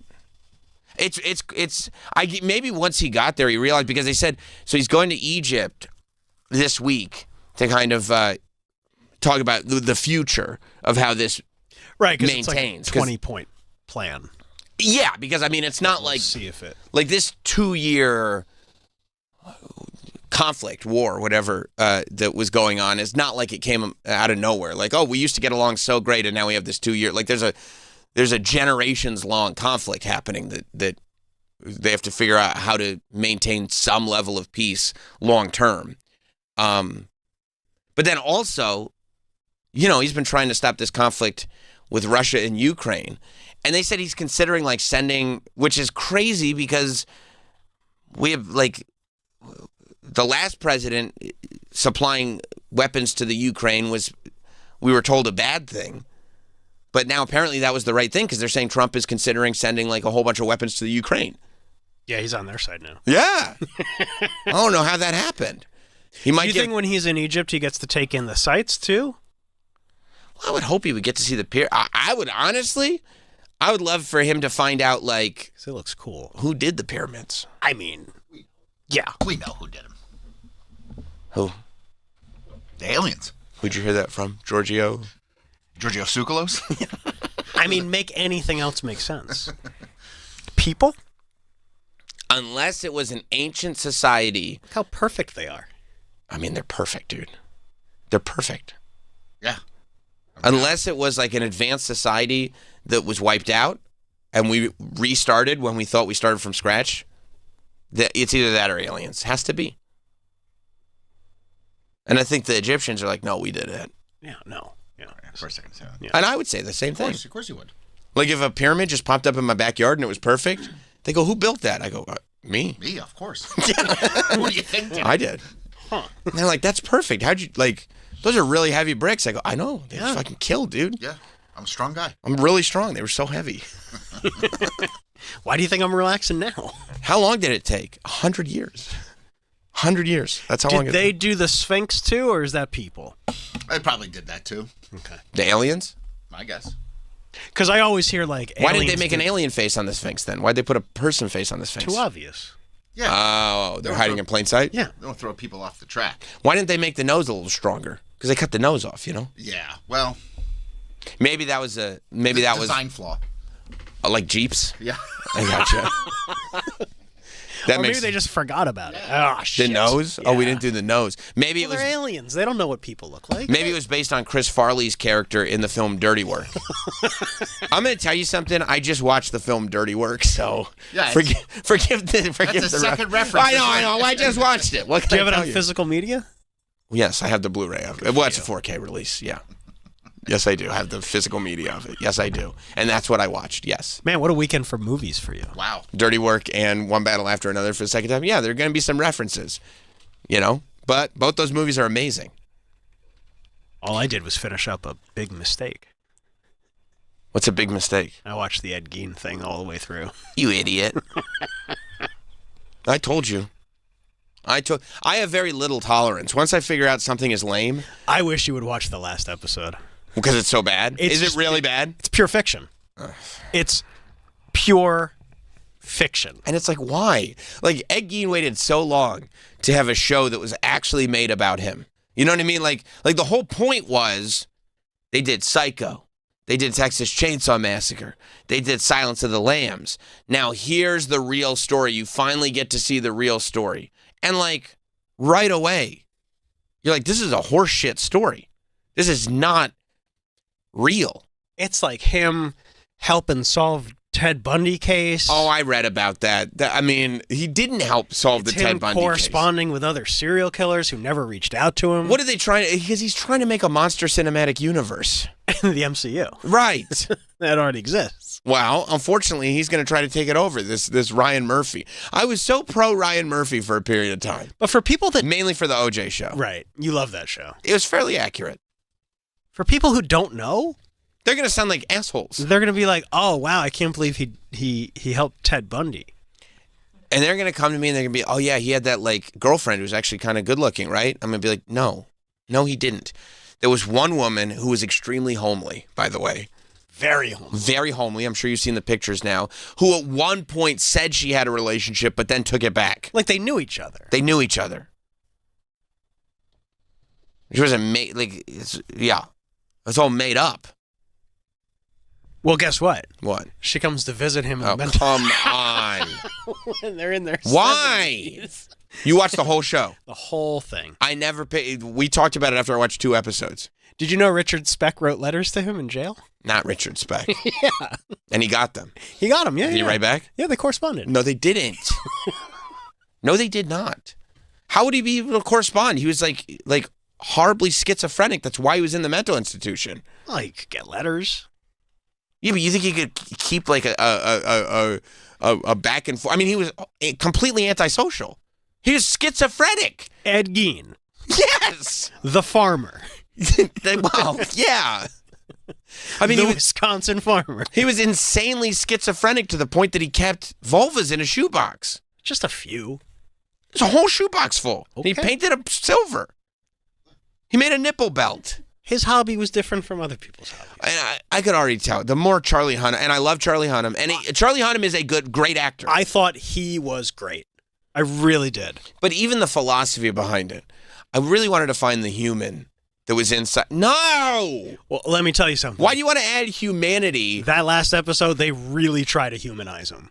Why? Why would you try to humanize Ed Gein, the butcher of Plainfield? You don't humanize people who are hideous human beings. Ed Gein was a hideous human being. Okay, but also... You don't know him like I know very him. misunderstood, apparently. And incredibly good looking. Really good looking. And really in great shape. Really in great shape. Yeah. And let me tell you, as the series goes on, you get to continue to see how great shape he's in. More nude scenes. So many. I mean, there's literally no evidence of him. Loves to wear panties. There's no evidence of him jerking off in panties. There's none. Okay. He never said he jerked off in panties. Okay. Does he jerk off in panties more throughout the series? I don't want to spoil it for you. I won't be watching. Yes. Okay. Did you know he had a whole sexual relationship with the hardware store owner that he killed? He did not have a sexual relationship with the hardware store owner that he Well, killed. that's weird because that's how they found him. Sexing her? Yeah. He didn't have sex with her. I mean, maybe her body. That's how he was caught. No, it wasn't. They found her body on hooks. Right. They did that in the show. But he was having sex with her? Yeah. No, they had a he whole relationship. No, he did not. She was a husky woman that reminded him of of his mother, who, by the way, unlike Roseanne's sister, was a husky woman. Okay, that is not how it is explained to me in the show. He went in Go ahead. for a gallon of antifreeze, and they found the receipt. Right. And he had killed her. Right. And brought her to his place and put her up on meat hooks. This is all news to me, except for the meat hooks. You saw the whole show. The way I know that he was caught, right, is the hardware store owner's son, who was part of the police force, which is true. Okay. Went to go find his mom at the hardware store. Yeah, okay, that's fine. And found a gift box. Nope. Of her panties. No! That she was going to gift to Eddie. Why are they putting so much panties in the show? And they said, oh, Eddie. She was going to give her panties to Ed Gein? Must be for Eddie? Must be for Eddie Gein. They go to his house and they find everything. And then Ed Gein drives up in his truck and says, what are y'all doing here? Nobody gave their panties to Ed Gein. Nobody ever gave their panties to Ed Gein. You know why nobody ever gave their panties to Ed Gein? Because he didn't look like Charlie Hunnam. Charlie Hunnam has probably received many panties in his life. You know who never received not one pair? Who? Ed E. Gein. Okay. Well, Troy. This is how it was described to me in the show. If you were going to make a show about a serial killer, would you just add in a whole bunch of scenes about panties? Like jerk off in panties? If they're trying to make it more interesting. Panties? I mean, you have to add something to it, right? I mean, why would you have to make it more interesting? He had a nipple belt, dude. We have to fill how many episodes? 8. I mean, that's a lot of time to fill. Well, maybe go like... And one of them is just humanizing him and pretending he had relationships with other serial killers. But he didn't... Would you be less angry if it was like, oh, this was just a story based on him? Are you angry that it's like, oh, this is the Ed Gein story and it's not accurate? I'm annoyed about that. I'm annoyed at the... There's so much fiction in this movie. Or this show. This show. I'm annoyed about that because I'm annoyed by the amount of people that are going to be like, oh, yeah, and Ed Gein fucked that hardware store owner. Yeah. I'd be like, what? Oh, he left his fiance for her. His what? His fiance. They were going to get married, remember? No. His girlfriend? Oh, you didn't get to that part. I've read books about him. Okay. So then you know that... They filled a whole book about him, by the way. They didn't have to put any of this stuff in because none of it's true. But would that translate to movie, though? They've literally based many movies on his life. He had a nipple belt, bro. There's enough to go. Let me ask you this. If I tell you, I know a guy who had a shoebox of vulvas painted silver. Would you tell me, yeah, I'll watch a show about him? I mean, I wouldn't. Will you? I'm sorry, bad question. Would you tell? There is 8 episodes worth of stuff just based on the vulva shoebox. Wouldn't you say that that's a safe bet? Yeah, I guess so. But you want to make sure. I mean, and maybe guys like. But why do you have to make him the hero? The sexy hero? I don't know. The sexy hero. Why do you have to make him a sexy hero? Sexy hero Ed Gein. That's never, nobody has ever said that. Even like Gigi Allen would be like, that's a little far. I mean, You know what I mean? Dahmer they sexied him up. They sexied him up a lot of bit. But you have to sexy it up. No, you don't. To make it, you don't want to make them ugly because then people. Only if you want chicks flicking the bean to these shows. They want people to watch. People like looking at good-looking people. What do they want chicks doing? Flicking the bean. I think you're right. Yeah, they were like, hey, remember that guy that everybody was like, oh, he's a sexy guy from American Horror Story. Let's make him Jeffrey Dahmer. Jeffrey Dahmer was not an attractive man. But people, when they watch movies, they want to see attractive people. And by the way, the Menendez brothers were attractive men. And they were like, how do we make him even more sexy and maybe do a shower scene with the two of them together? You got to one-up it. But they didn't shower together, bro. They were brothers. You got to get people horny. Brothers shower together. Brothers aren't supposed to shower together or undie flip together, and that's a different conversation for us to have at a different point in a safe space. Am I a monster? You have the potential. If I told Ryan Murphy the bare bones of the Travis Teff story, we would easily have probably 2 seasons. Undie flip. Tell me more about this undie flip game. And then the mother left them. Why? Because the brothers were having sex with each other. Whoa! Wait. We don't know why. Well, we can assume it's because the brothers were having sex with each other. The brothers didn't have sex with each other. I'm surprised you didn't know all this stuff about Ed Gein. I had no clue. In fact, a lot of it, I thought the complete opposite. Okay. Yeah, that's why you got to finish the show. I didn't know you were an Ed Gein historian. I mean, I know enough. I read books. Yeah. You're an Ed Gein purist. He's a purist. If you tell me you're going to tell me the story of Ed Gein, the guy who inspired all these movies, tell me the story of Ed Gein, the guy that inspired all these movies. All right, they did. Don't put fucking what's-his-face in there with a fake chin. And that really got on your tits. I want to make a movie about this man. Yeah, it did get under my tits because I figured out what the show was. A total farce. And I'm pretty good at spotting that stuff early. That's why I tap out. I go, no, you're not going to get me. You're not getting me. I'm surprised you don't even just want to watch it just for like the sake of just seeing it. I don't. You're like, this is not accurate. I am stopping here. Or good. And Charlie Hunnam was very good. Charlie Hunnam is a great actor in it. I could tell he was doing a great job. But like, no, it's not an attractive thing. The idea of like the last episode after 7 episodes of schlock, then you watch one where it's like you leave kind of feeling bad for Ed Gein. No. He's just a misunderstood guy. He wasn't misunderstood. He wore women's flesh suits. There's nothing to misunderstand about that. They showed that in the show. Did they show him putting it on? Mm-hmm. Did they show what was under it? Like his really nice body? Yeah. His buttocks? They showed his butt. Yeah. Ed Gein did not have a notoriously great glutes. You know? He's not known for his squats? He was never known for his squats. That's not in any book you ever read? But you know who has a great squat?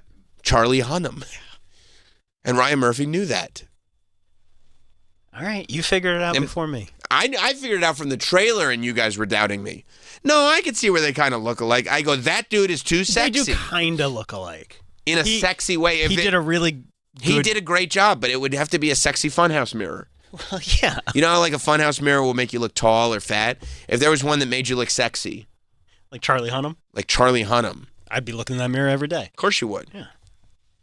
You'd be jacking off in panties. There's a lot of that in the show. There is. Yeah. There's no evidence that he did that. Also, remember that scene in like the first episode where he's doing autoerotic asphyxiation? Mm-hmm. Yeah. His mom finds him. Yeah. Yeah. I go, I never heard he was into autoerotic asphyxiation. Okay, like you know everything. I don't know everything, but I know some things. Okay. Was he? Not that I'm aware of. Okay. That's when you choke yourself with a belt while you're. That's how the guy from InXS died. And the guy from Carradine died. Yeah, from Kung Fu. From Kill Bill. That's how Bill died. What a way to go. Jeez. Except some people think some people came in and got him. I know. Ninjas. Yeah. Which is possible too. That's Could. pretty badass. Yeah. I didn't see the security footage. It could have been the bride. Could have been the bride. You don't know. Bill was the last one on the list. Don't have no idea. We weren't there. Wasn't there. Yeah. So look, you were right. Okay. Yeah, I mean. Yeah, I had not heard that the final episode was just he was actually a really, really good guy. It never said like, hey, he's a good guy. But like, it was very trying to humanize him and sympathize with him. And like, you're not like these other, So is the idea that he was in a relationship with the woman in the hardware store and then his mom haunted him and then he did something he didn't want to do? No. He was... I mean, it's all made up anyway. He was going to get married to his girlfriend. No, he wasn't. Okay, they were engaged. They weren't. Then she went to New York. What? And said, maybe you should find somebody else. And he said, none of the other girls around here like me. And she said, how about somebody that's not alive? What? And then they went and they picked out somebody in the cemetery. She helped him dig up graves. Uh-huh.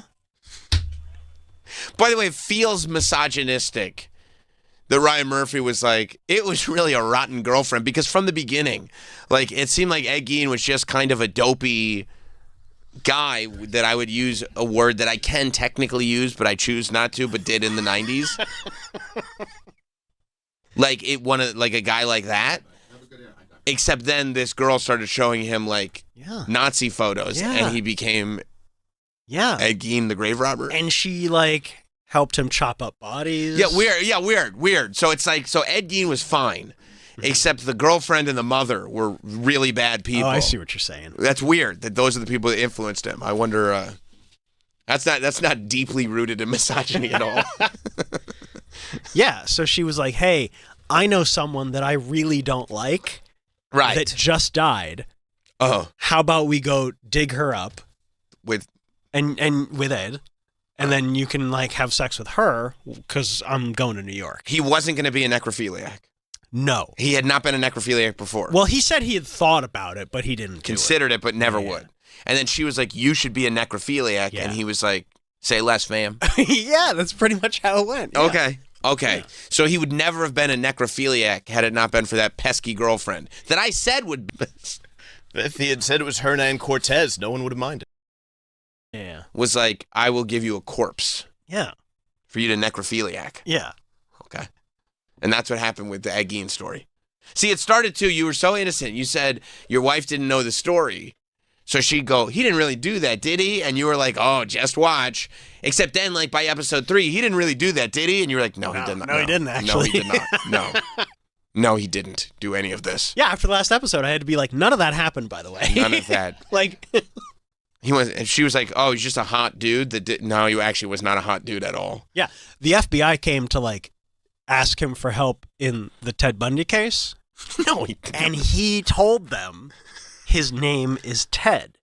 What? How did he know that? Because Ted Bundy wrote to Richard Speck, in jail, who then sent him, Richard sent Ed Gein the letter. And the letter said from Teddy. Like, why do that? Why do that? Like, why, if you're Ted Bundy, would you write to Richard Speck? No. Why make that up and just put it in the show? Like, it seems like a troll. Like, why just do that? And then what if we also did this? Like Mindhunter. I remember, like, when I watched Mindhunter for the first time. Chris Angel? No, you're thinking of the Mind Freak. The man who could walk on water. I get them mixed up. And float in midair. No camera tricks. Okay, liar. The Mind Freak. Yeah. No, I remember watching Mindhunter and being like, this show is total horse shit. And that's the guy, John Douglas. And then actually reading and talking to John Douglas, and I go, oh, this is not horse shit. The Mindhunter. But then they did a Mindhunter crossover. John Douglas is in the last episode. Well, I don't know for a fact, but I guess he did speak to Ed Gein once, but he said it was. He said it was for a very short time because he was absolutely insane. That's what I'm trying to tell you. Okay, well in the show, now I don't know who to believe. Okay, that's what I'm he's like. Actually, I cracked the whole Ted Bundy case for you. I believe that John Douglas talked to Ed Gein because that's the fascinating part about that show is you start reading about it. Like people obviously need to because there's a lot of misinformation out there. And you go, oh, that's crazy. Like this man actually did like revolutionize figuring out serial killers and criminals and profiling, and he talked to all these killers for real. This is great. And that's why that show is so good. That's an amazing show. But Ed Gein was fucking crazy. Like, yeah, he was a crazy lunatic guy. He was useless. Yeah, like imagine being engaged to be married and then he wasn't engaged to be married. Okay. He literally what? He was a delusional schizophrenic. Maybe the whole show is delusional. And that's the message. That's not the message. The message was Ed Gein was a pretty cool, hot dude, is what I'm getting from you. Maybe it's more about the journey than the destination. Now, they did do an episode, because I read the descriptions, they did do an episode where they did, so the Psycho through line is just for the one episode, right? Yeah, there's a little bit of it in the second episode, but yeah. Yeah, it's mostly that episode. And then they do one for Tobe Hooper, too? Yeah, that's much shorter than the Psycho. Of course, because and then the Silence of the Lambs is literally a 30-second scene of Bill dancing around to Goodbye Horses. Oh, I don't even get to hang with Ted Demme at all. No, Ted Demme's not even in it. That you know why? Because Ryan Murphy loves old Hollywood. I think he just likes men dancing around with their genitals. Well, he does like that, but he likes old Hollywood where he could get into what's his face? Yes, Alfred Hitchcock. Because that's old Hollywood, and he can get in with that. But Tobe Hooper was an independent filmmaker, so he wasn't a part of the old Hollywood system. And they talk about that. He's like, I want to make this movie. Nobody's making movies like this. But you can't get into old Hollywood, so that's going to be shorter. Yeah. And then Ted Demme was just literally in the early 90s. So. It's the Silence of the Lambs scene is just him dancing around, putting on his makeup, saying, "Would you fuck me? I'd fuck me." Right. And then they go, "Cut, Silence of the Lambs scene," and that's it. And that's how you know it's Silence of the Lambs because they say Silence of the Lambs.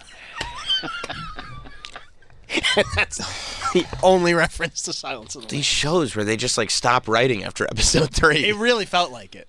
Right, because it's no, they're going to keep, and that's why I will never feel bad about the fact that I stop shows constantly, because I feel like I like to see things through because then they're convinced everyone's just going to watch anyway. Then I can do this. I'm glad I watched it. No, that's true. I'm glad you watched it too, so that you can tell me that the last episode. It's wild.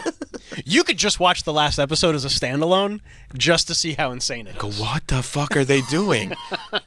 Why would the nurse give him panties?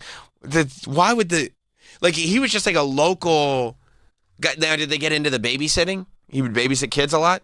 They did.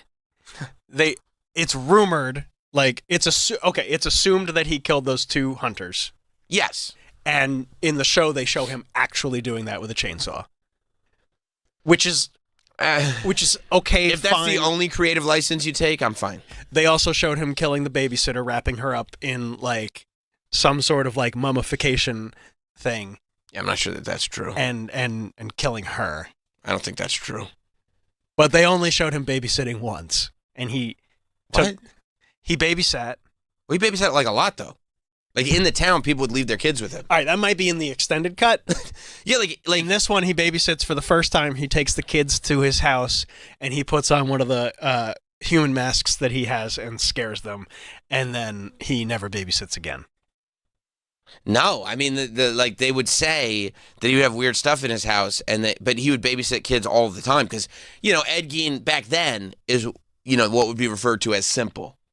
In the 90s, it would be referred to as something else. But he'd be simple, but he was simple. And so the kids would stay with him, and they would come home and say, oh, Eddie Gein has all these crazy masks and stuff. And the parents would kind of just brush it off as, oh, kids will be kids. But, yeah, it was more than once. I don't think he killed a babysitter. Okay. Whatever you say. I mean, if the show says it, the show must be true. They said it's the true story. Very sexy. I guess he was more sexy than I realized. And therein lies the problem. Because I've never seen a photo of Ed Gein and been like, oh, I would love to see what he looks like naked. Oh, I'll bet at the end of his life he was like helping profilers. Yeah. He said his name's Ted or Teddy. Oh, you mean the guy that tried to like bring his mother back by wearing female flesh? Oh, yeah, I'm sure that he would be real help to profilers. Crack the case. I'm sure he'll be really helpful cracking the case. Yeah. And did he say it like this? Oh, his name was either Ted or Teddy. Yeah, that's pretty much. Sure you didn't say it? He did not sound like that. Okay. Yeah. Great show. All right, well, I'm glad you enjoyed it. I didn't, actually.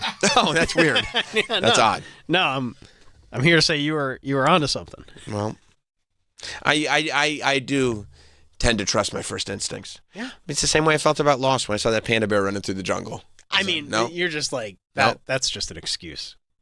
You're just like, yeah, I didn't like that, so I was right about 5 seasons. That's right. Even though everybody was like, this show is really good up until the very end. And then I was like, yeah, I told you. You're like, see? No. I mean, Lost, I feel like, is just not my taste. I can understand why people like it. You know, yeah. I don't have animosity towards Lost. It's just not. I don't like the sort of fantasy we can make anything happen genre. And by the way, to be fair, that's also Ryan Murphy's genre. Ryan Murphy, I take great umbrage with this show. I take great umbrage with the Ed Gein show. I'm upset about it. All right. Well, they just started filming the next one. Lizzie Borden? Yeah. And by the way, I'm going to start reading about Lizzie Borden. You make sure you got all the facts. Oh, I'm going to have all the facts. You're going to think there's a presidential debate. I'm going to be sitting there fact checking until the cows come home. I'm going to need a little sidebar. Why is Charlie Hunnam wearing panties again? Right. Ryan Murphy's going to be sitting there saying, we were told there would be no fact checks. We were told there would be no fact checks. Please stop interrupting. I was told no fact checks. JD Murphy. Yeah. Yeah. But by the way, speaking of Lost, I do believe that since Lost has come out, J.J. Abrams did develop quite a reputation for starting mysteries that he couldn't solve. Yeah. He loves to do that. He loves to create a mystery and then say, I'm going to move on to another project, but you guys got this. Yeah, you guys got this, right? Yeah. I got to go. What's the ending? Well, that's for you guys. Yeah, you tell me. Yeah, that's the fun. All right, let's take a break. We have a lot to do today. The car's dry. Ed Gein is sexy. I think everything is good as it stands right now. So stay right there. We'll be right back. We'll be right back with Sam Roberts Show. Is listening to the radio getting out of hand? You need Bennington, the ultimate in hands-free talk radio design. Simply go to the Sirius XM app on any phone, then search for Bennington. It's that easy. Hands-free, pain-free. You'll wonder how you ever lived without it. It's perfect for your mind. A must for the entire office. Life itself goes quicker and easier. Best of all, Bennington works with your favorite phone. An amazing breakthrough show you'll listen to every day on the Sirius XM app. Howard Stern. Howard Stern is second to none. Humble, just, humane, temperate, sincere, dignified, and yes, he wrote this. People come up to me and go, loved you on Howard every single day. You are pretty much the best interviewer in the world. You make it happen because you're easy to talk to. I'm just blown away by the talent you have. Howard, you bring out the honesty in people, and I love that. It was fun. I never thought it was going to be like this. I thought I wanted to pull my teeth out. Only on Howard 100. Now available to most subscribers. Guys, the long holiday weekend just got better. Untuckit's long weekend event is happening now through Tuesday the 14th, and you don't want to miss it. Get 25% off site-wide and store-wide with total savings of up to 60%. Our best-selling shirts, pants, sweaters, and more are all included in this weekend-only big sale event. But hurry, it ends Tuesday. Don't miss Untuckit's long weekend event at untuckit.com and more than 80 stores. Untuckit, shirts designed to be worn, untucked. If you owe the IRS or state, if you've received a levy or garnishment notice, the worst thing you can do is ignore it. The problem isn't going away, and the longer you put it off, the more penalties and interest keep piling up. So what should you do? Call a company that can help. The experts at Rush Tax Resolution know how to fight the IRS and win. Rush Tax is A+ rated with the BBB, and they've helped thousands of people put an end to their tax problems for good. And if you're a business owner and owe payroll taxes, did you know the IRS can shut you down and come after you personally? Rush Tax helps business owners stay in business. They've even been able to stop levies and garnishments the same day. Call 800-485-3021 now, and Rush Tax will tell you upfront and for free if they can help. And they only take cases they know they can help. 800-485-3021. 800-485-3021. 800-485-3021. Or rushtaxresolution.com. Storms don't wait. Neither should you. This year, we've seen it all. Supply chain chaos, rising prices, the power grid pushed to the brink. Each time a disaster strikes, the shelves go empty fast. That's why being prepared isn't panic. It's protection. Right now, for National Preparedness Month, 4 Patriots is doing something they've never done before. When you buy a 3-month survival food kit, you'll get 2 additional months absolutely free. That's 5 full months of delicious, shelf-stable meals designed to last 25 years and proudly hand-packed in America. Now, that's peace of mind you can count on. Because when the roads are flooded, when the power's out, when there's no food on the shelves, you'll either have what you need or you won't. Don't wait for the next emergency. Go now to 4patriots.com. That's the number 4patriots.com and get 2 free months of survival food before this deal disappears. Golfers over 50 need to hear this. You have a problem no one is talking about. Longevity. Are you losing distance, dealing with pain or discomfort, or losing mobility? Maybe you can't play 2 days in a row, or are worried about surviving a golf trip with your buddies. Par for Success has helped over 15,000 golfers just like you. With science-backed one-on-one online golf fitness coaching that fits your schedule. Tell Father Time to come back later. Take the free 5-minute assessment to get your answers at parforsuccess.com. That's par4success.com.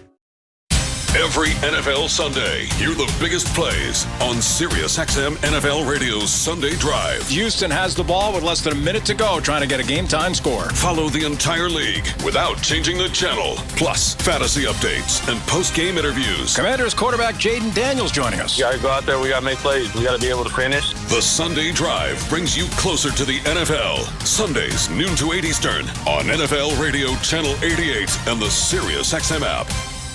Hi, I'm Chuck McDowell, and I'm here to help you cancel those outrageous cell phone bills. Ever sign up for one of those too-good-to-be-true phone deals? 1 minute you're feeling great, then suddenly you're paying over $1,000 a year. Crazy, right? You know who else thinks that's crazy? Red Pocket Mobile. That's why Red Pocket plans start at just $10 a month for unlimited talk, text, and data with no contracts and no price increases ever. Plus, Red Pocket gives you access to all 3 5G networks. You pick the one that works best where you live or work, or switch anytime for better coverage. Imagine never being stuck with one network again. And with Red Pocket, you keep your phone and your number. Why in the world would you not switch? Red Pocket Mobile, your new ultimate cell carrier. Switch now and get one locked-in low price, 3 5G networks, and live customer care in less than 2 minutes. Go to redpocket.com. That's redpocket.com, redpocket.com. Jackpocket is America's #1 lottery app, and they let you order official lottery tickets right on your smartphone. Why wait? Download the Jackpocket app to easily order Powerball, Mega Millions, or official state lottery tickets in just a few quick clicks. Jackpocket makes ordering tickets quick, simple, and secure. And here's the best part. If you're new to Jackpocket, they've got a special offer just for you. Download the app, opt in, and get a free lottery ticket. Don't forget to use promo code Powerball when you sign up. That's promo code Powerball on the Jackpocket app to get your free lottery ticket. Gambling problem? Call 1-800-GAMBLER. In New York, call 877-8-HOPE-NY or text HOPE-NY. 18 or older, 19 or older in Nebraska, 21 or older in Arizona. Jackpocket is a lottery courier and not affiliated with any state lottery. Eligibility restrictions apply. Void where prohibited. Opt in for $5 in non-withdrawable lottery credits that expire in 168 hours. Ends on September 30th, 2025. Terms at jkpt.co/draw5. 1015. This episode is sponsored by BetterHelp. Look, we all have people that we go to when we want to discuss the problems going on in our lives, whatever issues that we're facing, whether that's the group text, whether that's friends at work. A lot of them aren't even listening. A lot of them are so concerned with their own issues, they're not paying attention to you. They're just smiling and nodding. That doesn't help. If I were you, I'd go to BetterHelp.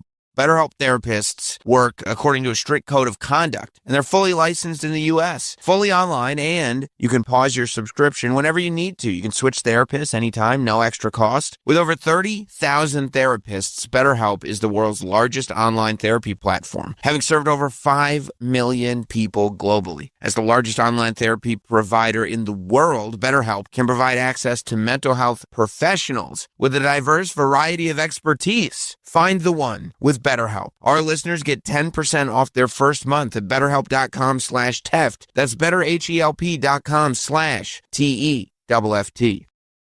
The Bonfire with Big J. Okerson and Robert Kelly. I always say the lady who ran the Broad Ripple, what was that comedy club called out there? Broad Ripple? No, it's Indianapolis. I forget the name of it. Ripple? You tour, Bobby. You've never been to Crackers Comedy Club? How do you not remember food? It's like if they named the club Pizza and Fries. The Bonfire, weeknights at 5 p.m. Eastern on Faction Talk or anytime on the SiriusXM app. Hello, my dear. We've been waiting all year to unleash the sounds of fear. Soundtracks, scary stories, a howl, and a sneer. SiriusXM Scream, your soundtrack for Halloween, starting Wednesday, Channel 105, and on the SiriusXM app. Hi, I'm Chuck McDowell, and I'm here to help you cancel those outrageous cell phone bills. Ever sign up for one of those too-good-to-be-true phone deals? 1 minute you're feeling great, then suddenly you're paying over $1,000 a year. Crazy, right? You know who else thinks that's crazy? Red Pocket Mobile. That's why Red Pocket plans start at just $10 a month for unlimited talk, text, and data with no contracts and no price increases ever. Plus, Red Pocket gives you access to all 3 5G networks. You pick the one that works best where you live or work, or switch anytime for better coverage. Imagine never being stuck with one network again. And with Red Pocket, you keep your phone and your number. Why in the world would you not switch? Red Pocket Mobile, your new ultimate cell carrier. Switch now and get one locked-in low price, 3 5G networks, and live customer care in less than 2 minutes. Go to redpocket.com. That's redpocket.com, redpocket.com. This episode is sponsored by BetterHelp. Look, we all have people that we go to when we want to discuss the problems going on in our lives, whatever issues that we're facing, whether that's the group text, whether that's friends at work. A lot of them aren't even listening. A lot of them are so concerned with their own issues, they're not paying attention to you. They're just smiling and nodding. That doesn't help. If I were you, I'd go to BetterHelp.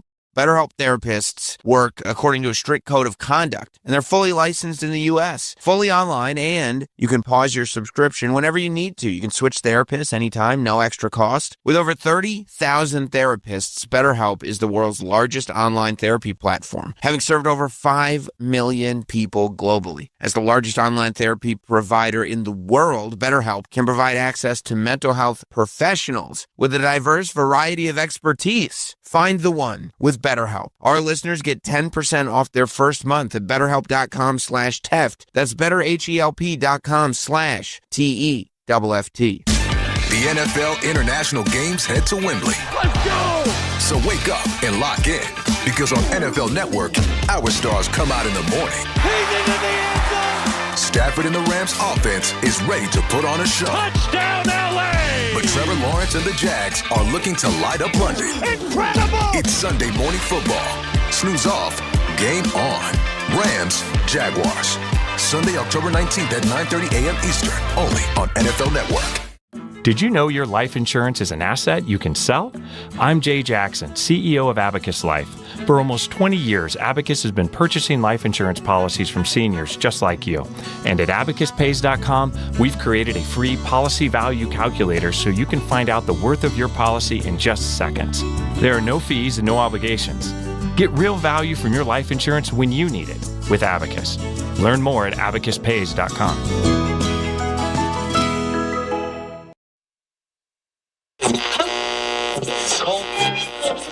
We're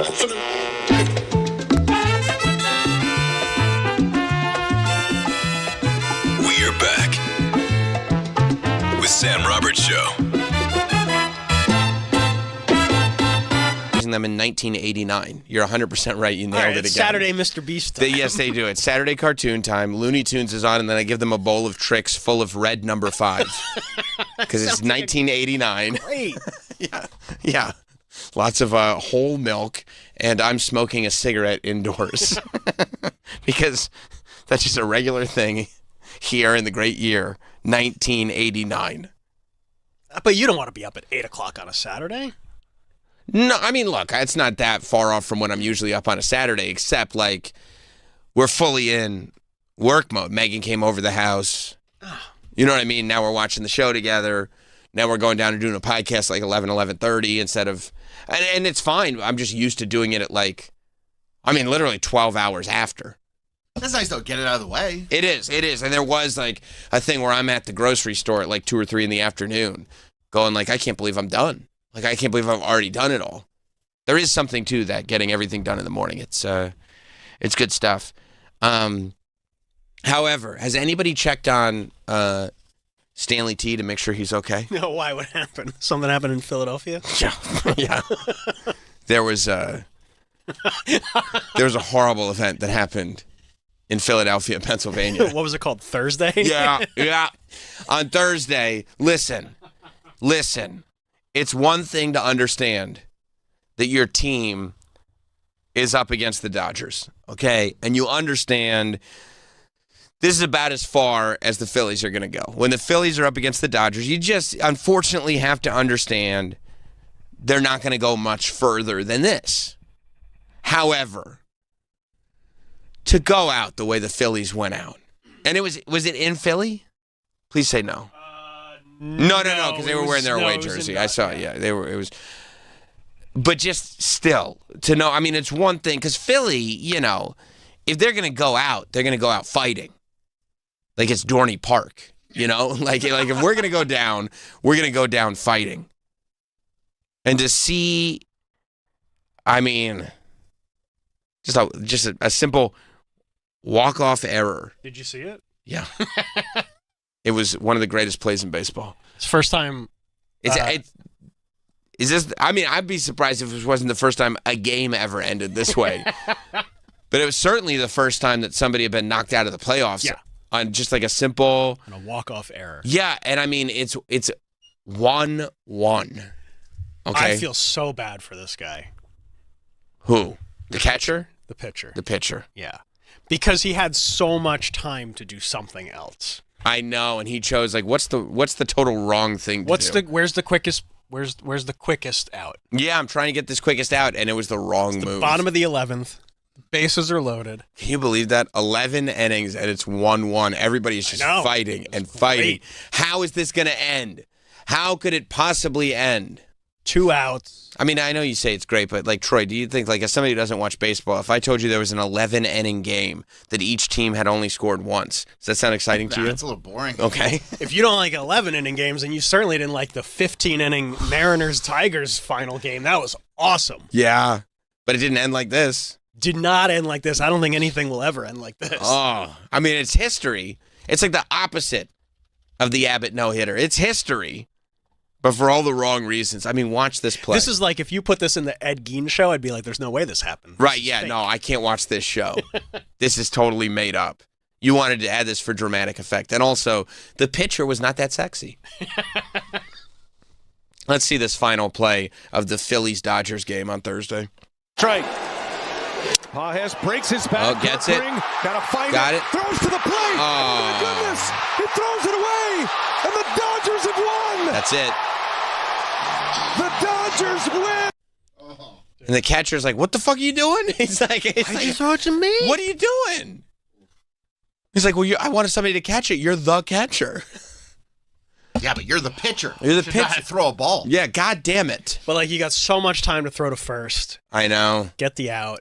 And you can see that home is closer. Just nothing has happened for hours.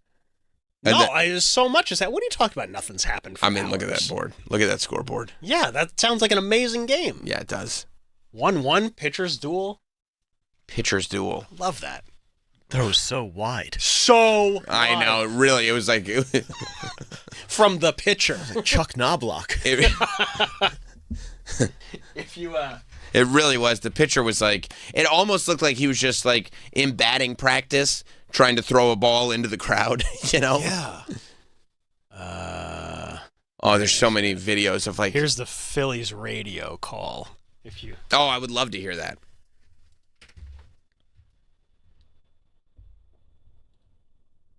Sound on. There we go. Hands up high. The 0-1. Swing and a broken back. Comebacker. Kerkering knocks it down. Picks it up. Throws wildly home to the backstop. He's broken. And the season is over. He's the Dodgers rushing out. It's like Ralph past Kerkering, who stands with his hands on his knees, bent over. You can hear it in the play. You can hear. Yeah. I mean, you can hear it when he calls the play. It's That's so why. wide. It's so. Why would it be that wide? Why would he? Man. Why would he have thrown that wide? I hate the Phillies, but that makes you feel so bad. I mean, it just shouldn't end that way. It's just because it's almost like after 11 innings, that makes you feel like you should never have been here to begin with. If that was the play that you were going to end on. It's rough, man. It's really, really rough. Can you imagine being like a hardcore Phillies fan, staying up late? Well, I guess maybe it wasn't that late because it was West Coast time.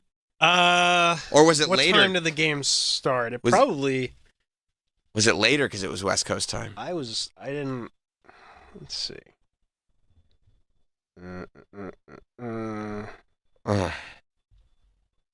Started at 6:00. So yeah, this is like 9:30. But still, you've put the hours 10 in. o'clock. That's fine though. You just jump over to the Eagles game. And we were making fun of Hard Rock Johnny. You remember on Thursday? We were making fun of Hard Rock Johnny, being like, you are a dedicated Giants fan that you will sit in that stadium and watch them play the Eagles because you know how it's gonna go. Yeah. And even Johnny was like, yeah, but you got to go to the games. It was almost like there was an obligation. You got to go to the games. Well, guess what? What?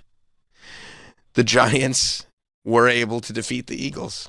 And they defeated, 34-17. Like, it was not a close game. No. A mollywhopping. That's a mollywhopping is right. I don't know what happened. Like, it wasn't a close game at any point. No. And based on, listen, I had locked in that the Eagles were going to make it to a championship game this season. And then I know, I've got that written down. I know, and I wish I hadn't said that after. I wish I watched this Giants game before I had said that, because apparently they are they are an early. They started strong early in the season, but Mike, do you think this was just an off night for the Eagles? They were without a couple very key players. So it's the NFL, so every team is like they say, any given Thursday. Even the shitty teams and the good teams are really only, razor thin margin apart. So you lose a couple guys. It's a division game. You got Brian Daboll sort of coaching for his job here, and you got two very energetic rookies on the Giants. So you kind of see how it all comes together. But you don't really see it until it's too late. It happened. I know. I'm glad I didn't put money on that game. I would have lost the money because the Giants wouldn't have been the team I put the money on. I can't imagine anybody would, but Johnny must have been having the time of his life in that stadium. Oh my God, I'm sure. And I think, Mike, your theory is right about every team except for the Jets. Yes, the Jets will lose. They're the Norton Stadium curse theory. Yeah, it's got to be something, it right? Gains more and more credence. First of all, you got to sit down with Goodell. Somebody's got to sit down with Goodell and say, if you're going to bring this product to England, the Jets are not your team to bring over there. Do not bring the Jets to England and expect the British to become American football fans. That's crazy. Why would, of all teams, the Jets be the team that represents your product in London? Maybe we're trying to make them hate football? Maybe that's what it is. Because there's no way. There's no offense in soccer, but there was less offense on the Jets. No, this was like a soccer score. It was insane. Yeah, the Jets went all the way. What was he sacked like 9 times? I mean, it was. Nuts to watch. And it wasn't even like points. it was. Yeah, I mean, it was a terrible game. My favorite part was right before halftime when they're putting together the weirdest drive I've ever seen. And then at the end, it's Rich Eisen and Kurt Warner, and they go, "We have no the crowd has no idea what's happening, and neither do the American announcer." Rich Eisen's probably the right person to have there for that. Yeah. Yeah, I mean, if you're trying to globalize your product, I don't think Jets Broncos is the game. Yeah, I think there was probably some expectation for what this game would be going into the season. And there was hope the Jets would be better. Yeah. Better than 0-6? Yeah. I mean, how could it at have least got 1-5? Yeah, I don't know how you could. Yeah, I mean, 1-5, they could at least be Baltimore then, right? It's unkind. This was not a good. This has been a horrible, horrible year to be a Baltimore sports fan. It hasn't been great. Yeah. Yeah, I think. Yeah, Baltimore. That's where they are, right? 1-5. Yeah. Well, at least it's not the Jets. Well, listen, when you lose Lamar and everything just goes out the window. Yeah. And your defense can't stop anything. I heard on the radio this morning they were trying to put into context the historically worst Jets seasons of all time, and the fact that they're in the running for it. They may have their worst record ever. Now, in fairness to Aaron Glenn, who was brought in to turn things around, he comes from Dan Campbell, who in Detroit, they sucked his first year. And then terrible. Right. And now they're, a force to be reckoned with. Yeah. No, that's fair. But I'll tell you this. If I was the Jets coach, I wouldn't take a job at Penn State. No, actually, you know what? Actually, that guy had some longevity. Maybe I would. Maybe I would take the job at Penn State because I get a lot of money for doing not too much at all. Yeah, and they give you a lot of leeway on other stuff too. For decades. Yeah, for a long time. Yeah, that's true. That's a good point. Maybe that's why their tolerance is diminished. Somebody tweeted, "Are these the darkest times in Penn State football history?" And someone was like, "I can think of another time." Yeah, that's much worse. The college football coach thing is fascinating because I think Penn State, aren't they eating $49 million to fire their coach? Because it's 3 shellackings in a row, right? Yeah, and one was they lost to UCLA, who had just fired their head coach, so it's right.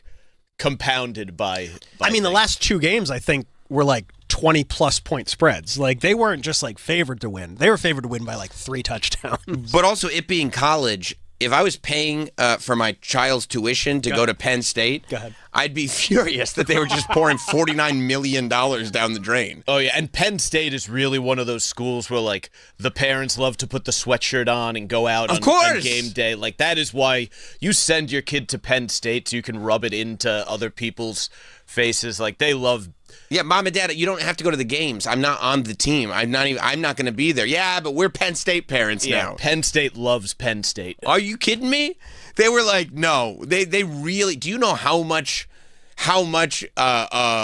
debate and consideration had to go in to whether or not they were actually going to cancel Joe Pa?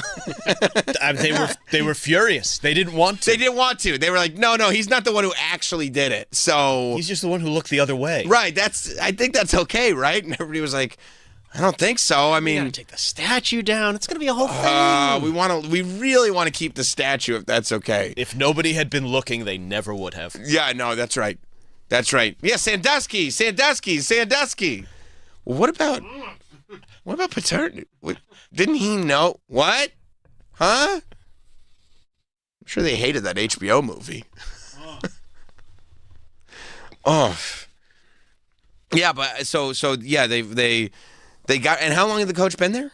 He had been there for a while. He's credited, I guess, with kind of guiding them through the years after everything. Yeah, but then they were like, well, now you suck, so you're gone?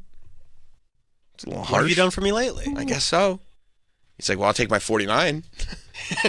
I'll tell you what I will do. I'll tell you what I'll take with me is that $49 million you got sitting in the bank. I'll take that with me. Thank you very much. All right, you don't have to live in central Pennsylvania anymore? Yeah. Although $49 million goes a long way in Central PA. Oh yeah, Troy, you could live comfortably. Troy, what could you do with $49 million in Central Pennsylvania? You could probably buy it all up. Live like a king. Yeah. King of Prussia. Oh, can you imagine being in the King of Prussia with $49 million? It's not Central PA, but okay. But still. Where's is King of Prussia more southern? That's out towards Philly. Right. I know. I've been to the mall. If the Dunkin' Donuts burns down, you can rebuild the Dunkin' Donuts for them. You really can. I mean, can you imagine being in Shamokin with $49 million? You'd own it. Yeah, you could literally have the whole town be your servants. I'm buying this town. I'm buying the whole town. I'd buy Edna. I'd buy the town and name it Butthole, Pennsylvania. And by the way, I'd still have about $26 million left in the bank after that. You wouldn't name it Faustville? Faustville. We're all going to be Faustians going forward. Yeah. Make her the queen. Yeah, 100%. I'm not going to be. I'm the owner, but I can't really. I don't have time to do the day to day. I'm going to leave that to Edna Faust. I don't know. They fired him at Penn State, and he took his money and bought Shamokin. Yeah, and then they're right now. I guess the rumor is that they're working on a plan to try to get Belichick out of. I don't know what's going on there. It seems like they're trying because sounds like both of them just want out. Yeah, but they both want out, but they don't want to have to pay Belichick, and Belichick would prefer to keep the money. Yeah, people tend to like the money. Yeah, he would like to keep. Where is the money? Especially Belichick. My wife asked me, "Where is the money? Where is the football money?" Yeah. Meanwhile, he's in North Carolina, right? Yeah. North Carolina is sitting there trying to figure out what his girlfriend has done that they can make it so they don't have to pay him. Fine. Just go through that contract. There has to be something she's done to embarrass us where we don't have to pay him. Yeah, I don't know. It sounds like the honeymoon's over. In the meantime, you keep coaching these games, but we do not want to pay you. Yeah. So we don't want you here, and you don't want to be here. Right. This is a bad idea. So this just is a matter of us trying to not give you the money and say goodbye. Because again, I don't know what's going on. It's crazy. Maybe he thought it was going to be easier to like quickly turn around a middling. So as I understand, his plan going in was to turn it into sort of like an NFL prep school. Sure. Like, so I don't know if obviously you play to win the game, but I think a big part of his purpose there was to prepare guys for like the draft and like turn them into essentially professionals ahead of getting to the NFL. I don't know how doable that is with like all the NIL stuff today. Right. I think from what I've heard at all levels is that kids are becoming much more difficult to coach. Sure. Yeah, because now they're rich. Yeah, and I don't know if that... And sometimes they just mime answers in interviews. Yeah, they do weird shit. No, nobody would do that. And I don't know if that goes well with the Belichick style of leadership. Yeah, it really is that now that they're all rock stars. And, like, it's one thing, it's not great for when a professional athlete becomes a rock star to try to manage them, but it's much worse when a college athlete becomes a rock star and you're expected to manage them, it's impossible. And especially for football, which is so, like, there are 88 different positions on a football field. So right. Everyone has to really be like a unified team. It's very much a team sport. So, yeah, if you have a bunch of kids getting paid shitloads of money to do it, it must be a fucking nightmare to manage. But it must be a blast if you're one of the kids. Probably a lot of fun. Yeah. Yeah. I mean, imagine being in college, being good at something that so good. I mean, I remember being in Syracuse. Carmelo Anthony was, as close to a god as I've ever experienced on that campus. And that 1 year that he was there, he was a god. Now, that was before the NIL deals. So imagine if he was also rich. Well, he was probably getting the old NIL deal. Right, the under the table. Yeah, 100%. And I remember he had a no-show job. Yeah, that's right. We all rallied behind him going like, oh, I think he's going to stay. I don't think he's going to go to the NBA. Oh. Melo was like, there's absolutely no chance that I'll be staying here. He didn't want to stay and keep having a great time with you guys at college? Well, yeah, no, he figured, like, yeah, I could sit here and have a great time with you and then blow out my knee and not get any of the NBA money. But what about, like, goofing off in the cafeteria? Well, he had, in the year that he had been there, he had done a lot of cafeteria goofing off, and I guess he had his fill. Got it out of his system. I think he did. I think he really did. He didn't want to finish his studies? No, I think he had studied all that he needed to. He'd learned all he needed to learn. Huh. And he wanted to get into the school of hard knocks for a little while. TJ in Pennsylvania, what's up, TJ? You also have to mention the Flyers lost in the same night as the Eagles and the Phillies. Oh. Not first week hockey.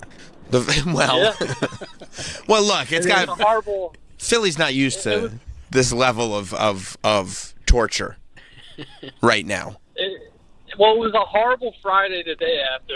It was a horrible day to be a Philly fan. I mean, I think I want to be a Dodgers fan now. Whoa, let's not say anything we can't take back. Well, listen. I get it, TJ. Thank you, buddy. People who love hockey take their hockey very seriously. I'm not a hockey guy at all.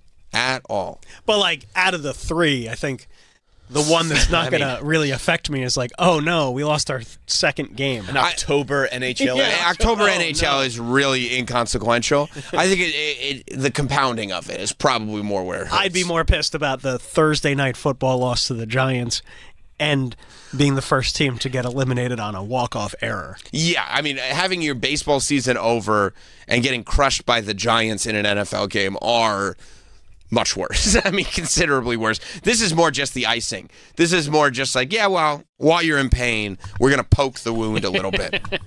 We're just gonna hit it a little bit. I mean, Kansas City was able to beat Detroit. That's something. Something for Kansas City. Sure. Other than that, did you have a favorite game, Mike? I mean, the Cowboys game was a fucking unmitigated disaster on defense. Not great, huh? No, not great. Why? What did Rico Dowdle do? I mean, Rico talked some shit going into the game, and he backed it up. He sure did. I mean, they just ran the ball down their fucking throats. Yep. 8 yards, 10 yards, 8 yards. 10 yards. The San Francisco-Tampa game was pretty good until they opened it up late, but that was a good one. Yeah, they lost, unfortunately. By the way, Panthers beat them. Yes, the Cowboys. They did lose. Yes. They did. You're a Cowboys guy? I am. Oh, yes, famously. Have you ever? Yeah, I forgot. I knew that. Have you watched the Netflix doc about the Cowboys? I'm going through it. I'm a couple episodes in. Do you like it? I mean, the one where they broke down the NFC Championship game where they finally beat the 49ers was like fucking porn. Right. It was great. And it was... You put on a pair of Egg panties and just started... I was a child when that happened, so sure. I didn't... I mean, it was fun, like, exciting, like, oh, these are the Dallas Cowboys, but they... Like, watching it as an adult and really understanding everything and being able to view it with, like, hindsight and knowing football through, like, an adult eyes and also the many years of this not happening was enjoyable. A fucking blast. Yeah. Zach in Tampa. What's up, Zach? Hey, Mike, you're still there, right? Obviously. I'm here. He works here. Mike, you got to explain to them. You're talking about Bill Belichick. Mike, explain to them how Bill is a losing coach without one Sir Tom Brady. What? This man has a... Sam, I know you just got into football. I'm only a couple seasons deep. Okay. Tom Brady, the broadcaster? Dude, when you know that Bill Belichick was the coach of the Cleveland Browns before they were dismantled. He was the last coach before they were taken out of the league because they were so bad. Wow. Wow. I mean, but then he had such a good time with the Patriots, right? Right, yeah. His losing seasons with the most expensive quarterback of Drew Bledsoe. Oh. And then he gets beat up by the Jets, and then Tom Brady gets inserted. A dynasty. The season Tom Brady is let go. What happened to Brady, and then what happened to Bill? Well, it's a rebuilding season for the Patriots. Oh, right. It was rebuilding, and then they were like, "Yeah, you're out the building." Also, that's part of the rebuild. Who won the Super Bowl that year? I don't know. I was going to say, it's not like Tom Brady did anything after he left Bill Belichick. He didn't do anything. I don't think so. I don't think so. He's not plastered all over Tampa for a reason. You mean Tom Brady, the hero of Tampa? They have adopted him as the new face of their entire. They had no identity before Tom Brady came down here and won them a second Super Bowl. Warren Sapp's walking around like, "Hey, I did all this work for you guys, bro. I get no statues." I totally forgot that Warren Sapp was your hero up until Tom Brady. Warren Sapp. How about that? Oh my God, Warren Sapp had it all, and then Tom Brady just walked over and said, "I got another one in me." Excuse me. I was at the Jets-Bucks game, and they had a bunch of during halftime. They had a bunch of the Super Bowl winning former Bucks players come out. Warren Sapp came out. It was like a golf round of clapping for him in particular. It's like, dude, this guy sacrificed his body and his life. I don't know, whatever. I'm out of here. I'm turning this into a sports show. My bad. Have a good one, fellas. I love it. I think it's so fun. I mean, we're lucky we're not a sports show because I can't imagine what these sports shows do when the NFL season, when the NFL is not in season. I can't imagine hosting a sports show. Well, the NFL season ends in mid-February, and then you get the combine and the draft coming up. I forgot. They fill in that calendar real quick. You have to watch football practice. Plus free agency. Yeah, well, first you have... Troy, did you remember you have to watch football practice? Yeah. You have to watch guys exercising in front of other guys to see if they get to participate in football practice. Oh, you watch that. Then you watch the guys get picked to participate in football practice. Then you watch football practice. Then you get to watch. You like the combine? It's cool especially if you're into like strength and conditioning. Yeah, no, I get it. And you do see some freak athletic performances. Yes. Plus Rich Eisen runs the 40. That's fun. I love anything Rich involving Eisen. Rich Eisen. Rich Eisen rules, yeah. But we should, for the last caller, the year that the Patriots beat the Seahawks in the Super Bowl, the pass in the end zone would not have been intercepted if not for Bill Belichick's defensive autism, doing a detailed film study on Pete Carroll's tendencies. So he gets that one play. Yeah. So there is a lot of defense buried in those Super Bowl wins. Do you think Bill Belichick is that overrated? No, not at all. Okay. No, he's brilliant. I think so too. I mean, look, but it helps to have Tom Brady. That's for certainly. Sure. I think that's the problem, right? That you could be a good coach, but you can't win however 7 rings or however many rings. It was 6 rings, I guess, for him with out having a Tom Brady. You can't just as a coach take any team and turn them into. You need a centerpiece like that. That's to right. Keep the ship steady. That's right. Although sports talk is not really prone to nuance, so. You really do. You just have to drop the hot take, huh? You have to drop the hot take. You got to drop it loud, and you have to shout down anyone who questions because they are an idiot. Right. Yeah. Yeah, that started happening with in the wrestling space too, where it's anybody that actually, and I'm sure you go through this, Mike, the way I go through it listening to people talking about wrestling, where it's you don't know what you're talking about. Why are you're just shouting something controversial for the sake of shouting it, and they're very successful. Yeah, well, it's become a lot like the same way that with CNN and Fox and MSNBC, that there's a competition for we need to get the most outrageous thing out there because that's what gets eyeballs. The sports now, it's FS1, ESPN, all of the leagues have their own networks. Everybody's got a podcast. Right, so it's so competitive that you need the clip. Yeah, no one wants to hear just a dry dork talking about stats and film breakdowns. Talking about you. That's true. That is me. I'm the wrestling dry dork. Your emergency podcast. Oh, they're so trying dorky. I mean, people do want it, but it just doesn't go viral. No, that's right. Well, I mean, maybe that's why I like Rich Eisen so much, because he doesn't feel like a hot take king. No, he's not. He's just he's a fun dude. He's the man. He's the man. He's just the man. He doesn't take himself too seriously. There's a warmth to him. And he's just talking about sports without it being hey guys, in case you don't know, this is life or death. He's I don't have to be here, but I want to be. Right. Whereas, like, old Skip Bayless is like, I have no idea how technology works. But I do know that I'm the most important voice. Right. I am more important than the athletes, and I'm trying to shout controversial things. Look at my shoes. Right. I have fancy shoes on. Doesn't that make me young? No, bro. You have no idea how to use technology.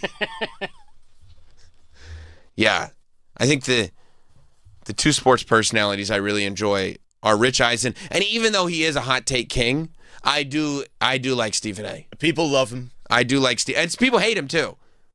Yeah, even if he's got a work ethic, but he does yell. He says some wild shit. He does, and some of the stuff that he says makes no sense, and that's fine. He's entertaining. He speaks very emphatically. He does. No love for the Mad Dog? I love Mad Dog too.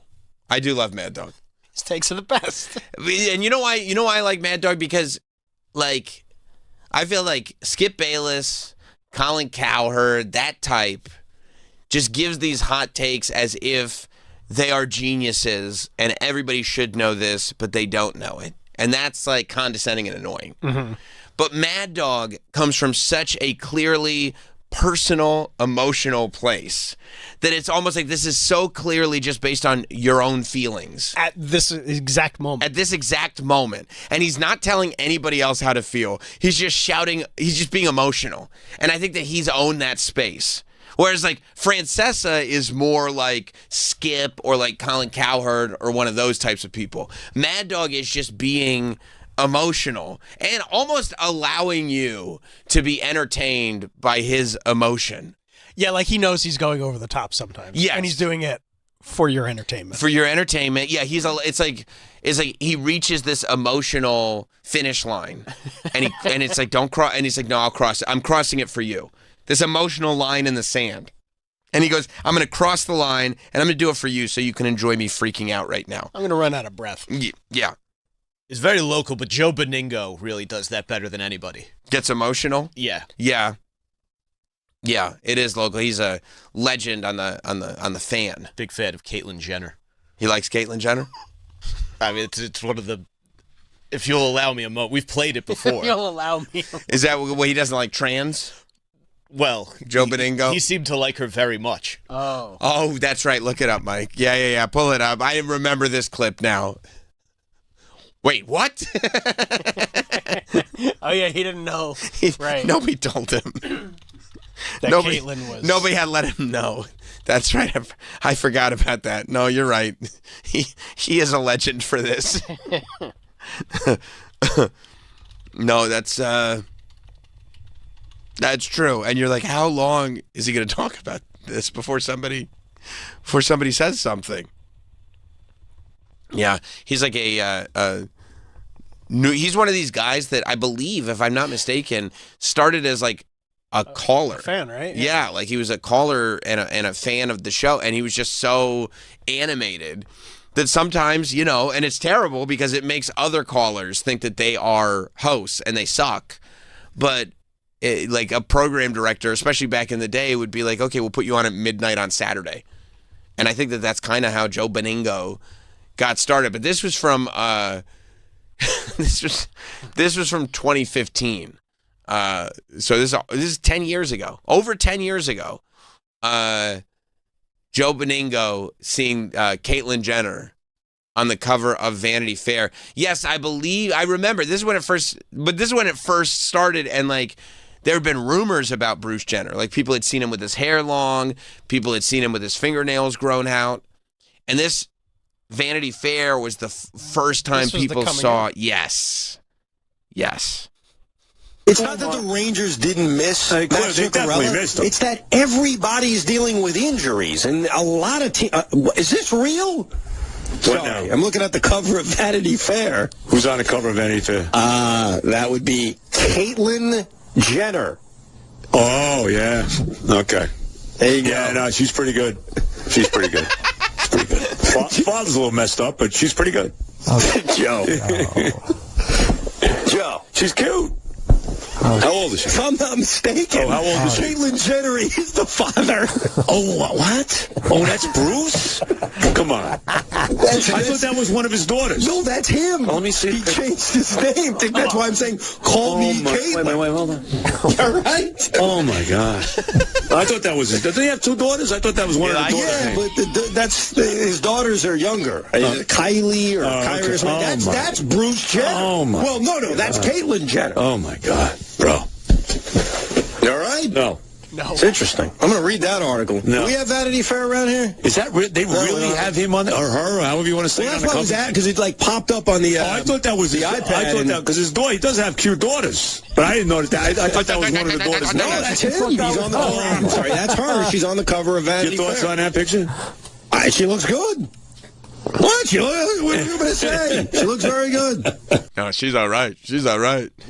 And then when people started looking at him funny, he was like, what? How old is she? Like, clearly, she's an adult. I could say this, right?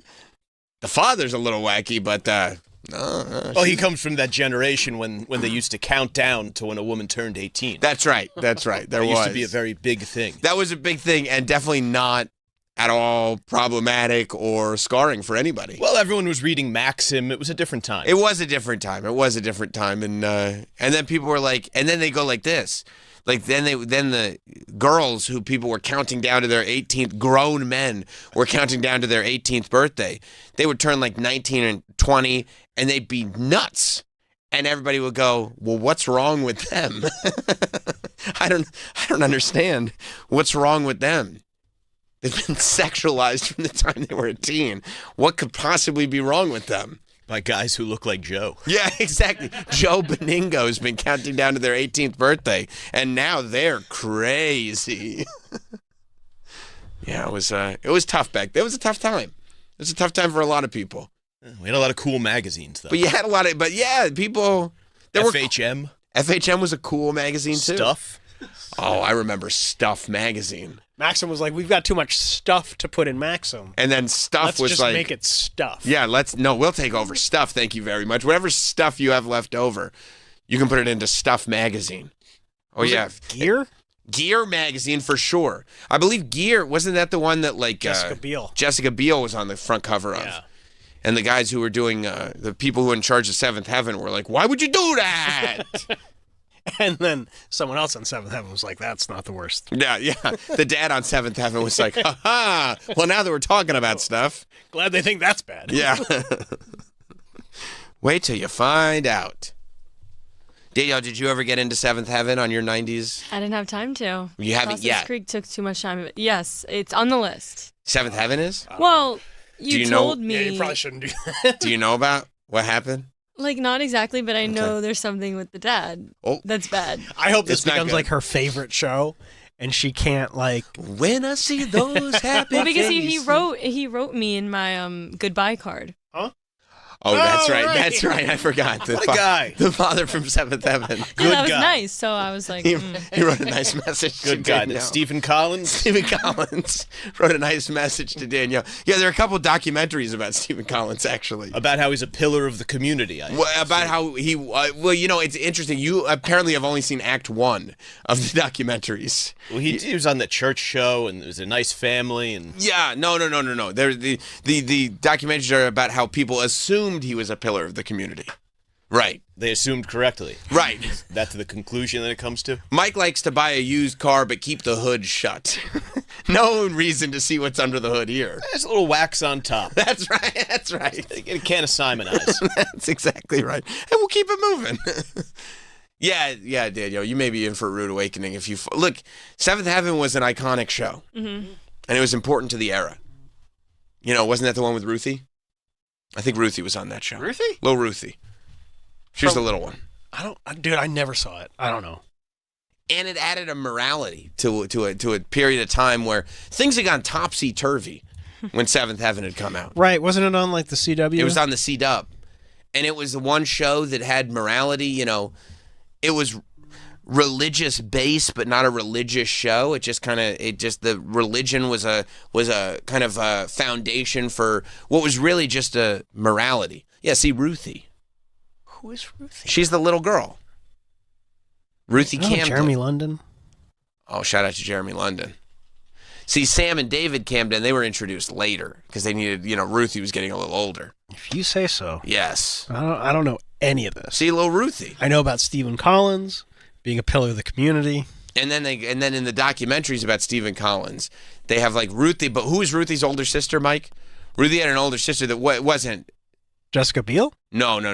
You're the middle child. Maybe Lucy. Lucy Camden, yeah. Yeah, Lucy Camden played by Beverly Mitchell. So she was like a 13-year-old or something like that. And there's all this footage that they have. And it's terrible for her. For Beverly Mitchell's sake, I wish they would not show this footage. Because she says it's all fine. But there's all this footage of a young Lucy Camden saying, me and Stephen Collins, we're buddies. We're best pals. Okay. And then in the context of everything else going on, it just looks terrible. What? Well, he was inappropriate. You can't be friends with people? Not if they're inappropriate. Oh, you saying instead of being a pillar, he was another P word? Yeah. Mm-hmm. Yes, I am. I see where you're going. On YouTube, to protect from your AdSense, you would describe him as a file type.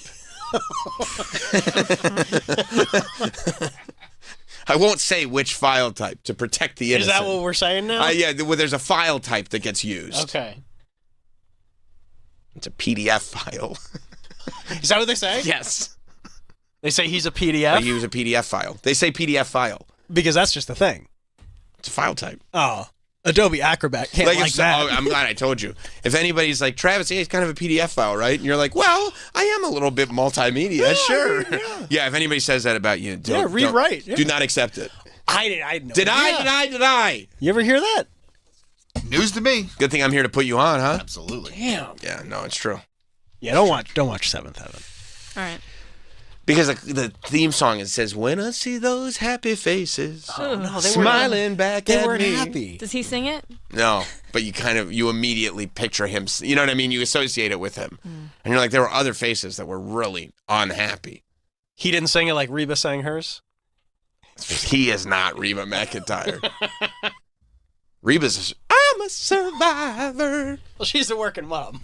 Well, she's a single mom who works too hard, who loves her kids, but never stops. Watch like Party of Five instead or something. Okay. Party of Five is good. Or Reba. Have you seen Reba? No. It's not exactly 90s. Well, but it does play on cable sometimes. Yes, it does. Yeah. Yes, it does. I can put that in the It's got a strong life in syndication. It really does, yeah. Yes. Do you have CMT? Yeah. It's on all the time. You watch linear television? Oh, yeah. You'd like that? Mm-hmm. Wow. Have I mentioned that before? I don't know. I mean, I know, Troy, you also are big. I swear by it. Yeah. You're not 100% sure how else anybody gets content, right? What do you watch on linear television? Well, I mean, normally, if it's just for background, The Office or Impractical Jokers are always on. Sure. But I love a good Cash Cab in the morning. They still play Cash Cab? Yes. Yeah, on Game Show Network. Mm-hmm. Wow. I didn't even know Game Show Network was on. Oh, I'll watch Game Show Network from noon to midnight. Really? Yeah. Do they play whammies? Yeah. I like Pressure So Luck. you get Deal or No Deal. Yeah. Wow. Except sometimes they say Pressure Luck is coming up, and then you find out it's the new Pressure Luck. You get super bummed. Yeah, What do you get have pissed, against right? Elizabeth Banks? I don't want to watch new Pressure Luck. I want to watch the old guy with the big poofy hair and a loud jacket and no whammy, stop. And maybe it's the episode where Paul Walter Hauser cheats. I want the old school no whammy. Both are great. The whammies were better. I want old school Pressure Luck. I used to watch it on the USA Network at like 4 p.m. They would have a block of Pressure Luck when I was a kid. Now it's just SVU. So you watch Game Show Network. You watch Cash Cab. Yeah, but all of it. Like I'll check out if there's any good movies on Freeform, which used to be ABC Family. When Cash Cab was on like actively live, it was a huge show. Really? And one of the funniest jokes you could make, like now you couldn't make this joke because nobody would get it, but one of the funniest things that anyone could ever do is just get into a cab in New York and ask the driver, is this the Cash Cab? It was fucking hilarious every time. Like, you want to get me crying laughing every single time somebody did it.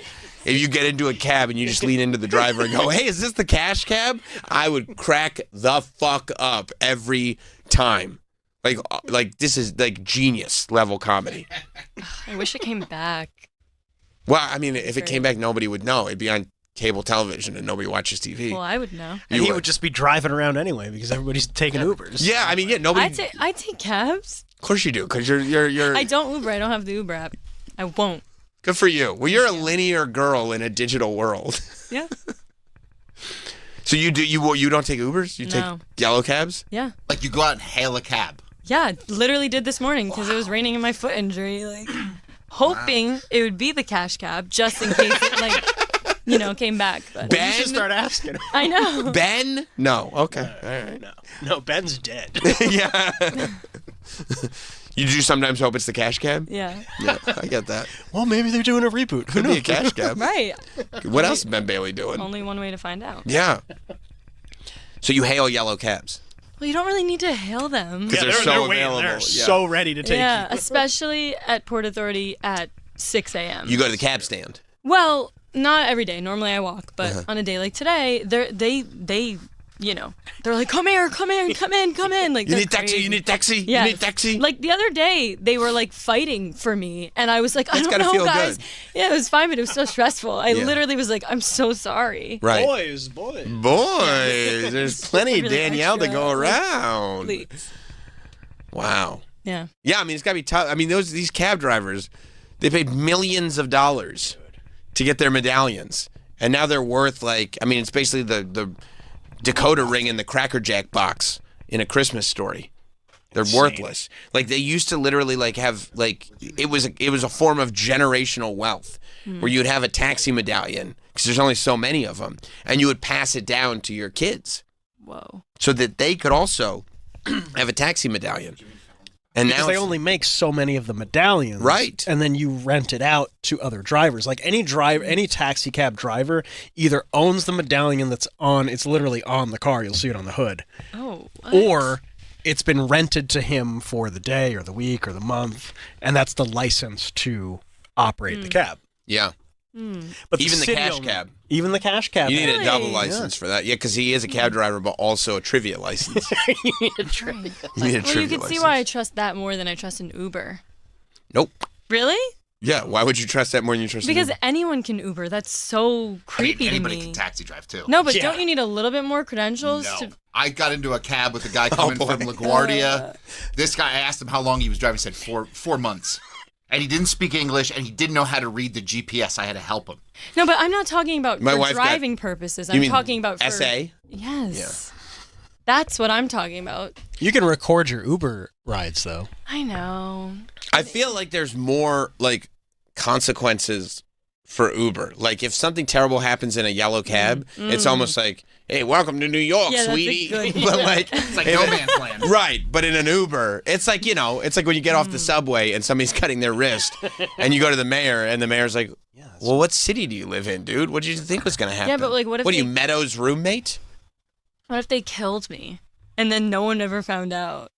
Like the Uber driver? Yes. I feel like you're. That's what. you're That's more where likely my to get mind goes when killed. I sit. I if would sit find, in we an would know. Uber. We would know because Yeah, you wouldn't I come to agree. work.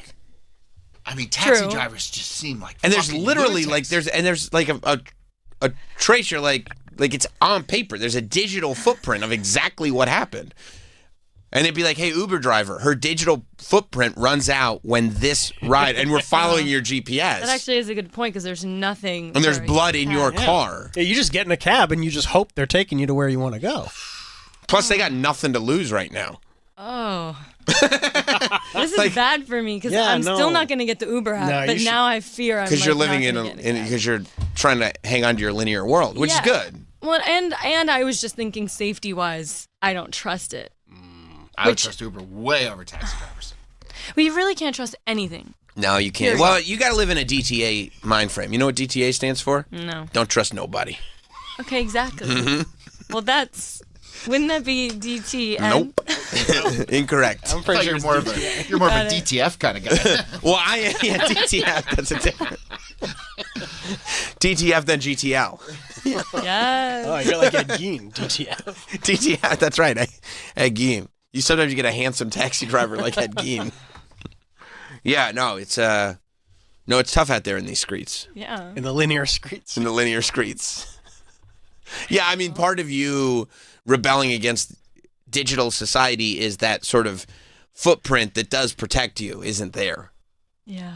You know? Yeah. So you could be one of those like girls from the 70s that would just disappear. Yeah. Yeah, like the Ted Bundy ones. Yeah. Right. Who didn't he drive a cab? Oh, no. He did pick it up wasn't girls a in his car, cab. and they'd be like, hey, why did you take the seat out of this car? And he'd be like, hey, say hello to my hammer. Don't worry about it. And then he's like, nobody's ever going to catch me. And Ed Gein was like, I gotcha. I gotcha. Shouldn't have run to another serial killer. He forwarded me the mail. Jonathan in Connecticut, what's up? What's up, guys? Yeah, about 2 months ago, I got a random text saying, hey, do you want to, we found your name in the database. Do you want to audition for Jimmy Fallon and Keke Palmer's Password? And I was like, I never did audition. I never put it in my name. They're just sending it to every phone number now. So listen. So I was like, well, it seems like a real person. Let me call. So she said, you applied to a game show 10 years ago, and we just need somebody because we're filming in Newark in 2 weeks. So from 10 years ago, they were like, they found my name. Because it's so difficult. Like, it used to be impossible to get on a game show. Now they can't find contestants. Wow. Yeah, and then now it's like, but it was a pretty rigorous audition process. Oh. I had to like play the password. I failed with the lady. I failed the first time. She was like, let's do it again. I'll give you 2 days to practice. Then I did it. By the way, that's what they did on Quiz Show too. Well, what if we didn't give you the answers? We just gave you questions that you knew. Yeah, you know. And then he failed on Marty. I mean, I don't know how he failed on Marty, but they want me to fail on Marty. Marty. Everyone knows that, right? And they always replace a Jew with a Gentile. So I passed. I tried to use ChatGPT because I didn't want to fail, and she was like, "What are you looking at?" I was like, "Nothing." And then I had to close the laptop real quick. Pornography. It's a pornography store. I was buying pornography. So I passed, and I went to the next round with a different lady, and she was like, "Okay, we're gonna play again, but now add reactions to you just winning." So I had in my living room, standing up in the Zoom, dressed up. I had to go, woo! Like, I just kind of recorded the whole time. And I was like, yeah, woo! Meanwhile, I have an 8-month-old baby sleeping in the other room, and I'm just like, woo! And then they asked, what celebrities do you want if you were to get it? And I thought strategically, I said, you know, NBC, Saturday Main Event. I was like, Cody Rhodes or any WWE person, because I thought maybe there'd be like I know Nikki Bella was on it. I was like, maybe there's a synergy there. Maybe that will give me an upper edge. But then I didn't get it. They called. But it was a rigorous thing. Like, if you pass, I had to go through 5 interviews. Then you had to go to Newark on a random day for a boot camp. And then you play in person, and then you would get picked for another day the following week, but you have to be open. And this is all in like a 2-week span. You sure this wasn't Nathan Fielder? It really, yeah, this was Wings of Voice. There's actually, no lie, I'm not going to lie, they said 3 celebrities, and I may or may not have the third one said Nathan Fielder. And this girl's like 23, and I could tell like Nathan Fielder would never do the show. This is a horrible pick for Password. I also love I did use Nathan Fielder as one. They're just like, this dork just wants to meet wrestlers. Yeah, but it was a long, rigorous process. That's and, crazy. I don't know. It's like it's auditioning for like the real world at this point. That's wild. Thank you, Jonathan. Yeah. That's a wild process to have to go through. And they're putting Jimmy Fallon on every show. Did you see Jimmy Fallon has a new like reality show? No. I watched it. I watched more episodes. I watched more episodes of that than I did of Ed Gein over the weekend. The State Farm commercials? Kind of. What is his? His show is. I want to say it's called On Brand or something like that. And it's basically, yeah, I got it. Nailed it. Only took 3 episodes of watching it. Yes. And there's only 4 total, I think. So I just got to catch up on that 4th episode. It's, St. John? It's kind of like The Apprentice. Except what they do is they take, first of all, like it's really funny watching it because if you know anything about like television, you can tell that like they filmed this show over the course of 3 days. You know what I mean? Like it's so low budget. They don't have any of the cutscenes. They don't have any of the interaction or anything like that. They're just like clearly doing this immediately. But the idea for the show, Jimmy Fallon is the host. And I don't 100% know why. But the idea is that they get like, I don't know, 12 people. And they all come together and they start an advertising agency. Okay. And then these 12 people have to go, every week they go to a different company who wants to promote something. And they go, we need a new advertising campaign for this. These are real companies? Mm-hmm. And then is this just a show? Is this just a vehicle to advertise companies? Are you asking me if they sold a 42-minute commercial and then they put commercials to flush it out to 60? And then they go, okay, I'll tell you what looped me in. First episode was Duncan. Okay. I was like, I got to see it. And they said, I got to see this show. Weird. I got to see this show. And they take all 12 people and they pitch them different ideas. They go like, Duncan is for the blue collar working guy, and here's the campaign. And then the boss goes, actually, Duncan is for everybody. Anyway, who's next? And then they do that, and then whoever has the best goes into a competition, and then whoever wins is like, you know what the prize is? You get to be part of a national campaign for the company. Yeah. And then people get eliminated. And that's the whole show. How does that sound, Troy? You want to watch it? No. Oh. I'll pass. You don't want to see people just pitching companies on ideas for commercials? I think I'm okay. That sounds terrible. There's like an older Indian guy on there that is just not doing too well. Because all the younger people kind of get social media better, you know? And how to advertise. So the he's guy not from Michael Scott's call center? Yeah. Yes. That exact dude. Yeah, so he's not doing too well. Because he was really good at sales. That's right. Yeah. And they had a guy on, too, who was like an MC at a honky-tonk. Oh. You know, so he was all energy, but he was terrible, and he got eliminated first. Spoiler alert. Sorry, guys. Yeah, like, okay, great. Like, sorry. Fuck. Sorry. I should have said that. Oh, man, I'm sorry. But yeah, so I watched 3 episodes of it. 3. Yeah, and they're 42 minutes because I watched on Peacock without commercials, even though they're just a commercial. You know, Spirit Airlines has more legroom. Really? I know from the challenge. They wanted all the people on the show had to come together to figure out how to advertise that Spirit has more legroom. And I was like, here's my idea for a pitch. Create a reality show where you could make other people advertise that it has more legroom, and that way everybody that watches the reality show becomes aware of it. This sounds terrible. I mean, I'm going to tell you the truth. It's not the best show I've ever seen in my life. It's funny that you'd even want to waste your time. I do want to waste my time on it. That's the thing. Like, the things that he chooses to, like, oh, I've got so much I could watch. Or how about you just consume so much all the time? Just take a break. And what, just sit? And, like, play with your kids. They're asleep. Am I going to wake them up? You go to sleep. That would be, you know what? Yeah, I never even considered goddamn nap. You go to sleep is actually great advice. Why don't you go to bed? Yeah, go to sleep. Like I'm like sitting there going like, no, I'm watching a 3rd episode of this advertising show hosted by Jimmy Fallon, who doesn't do advertising. And you're not enjoying it. No. I think I'm like, this show is bad. It's stupid. It's a dumb show. Like, what else can I do? This is a bad show. And you're like, why don't you just go to bed? I'm like, oh, wow. That's a great... I didn't even think of that.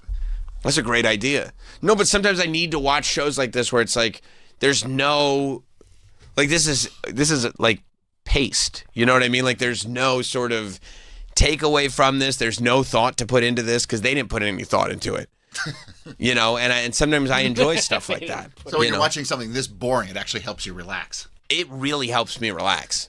It's like a sleeping pill. 100%. 100%. It really chills me out. Like I think like how some people will like maybe light up a little bit at the end of the night just to kind of chill at the end of the day. Take the edge off. Yeah. I watch shows like this. Terrible television. Or like a really bad podcast.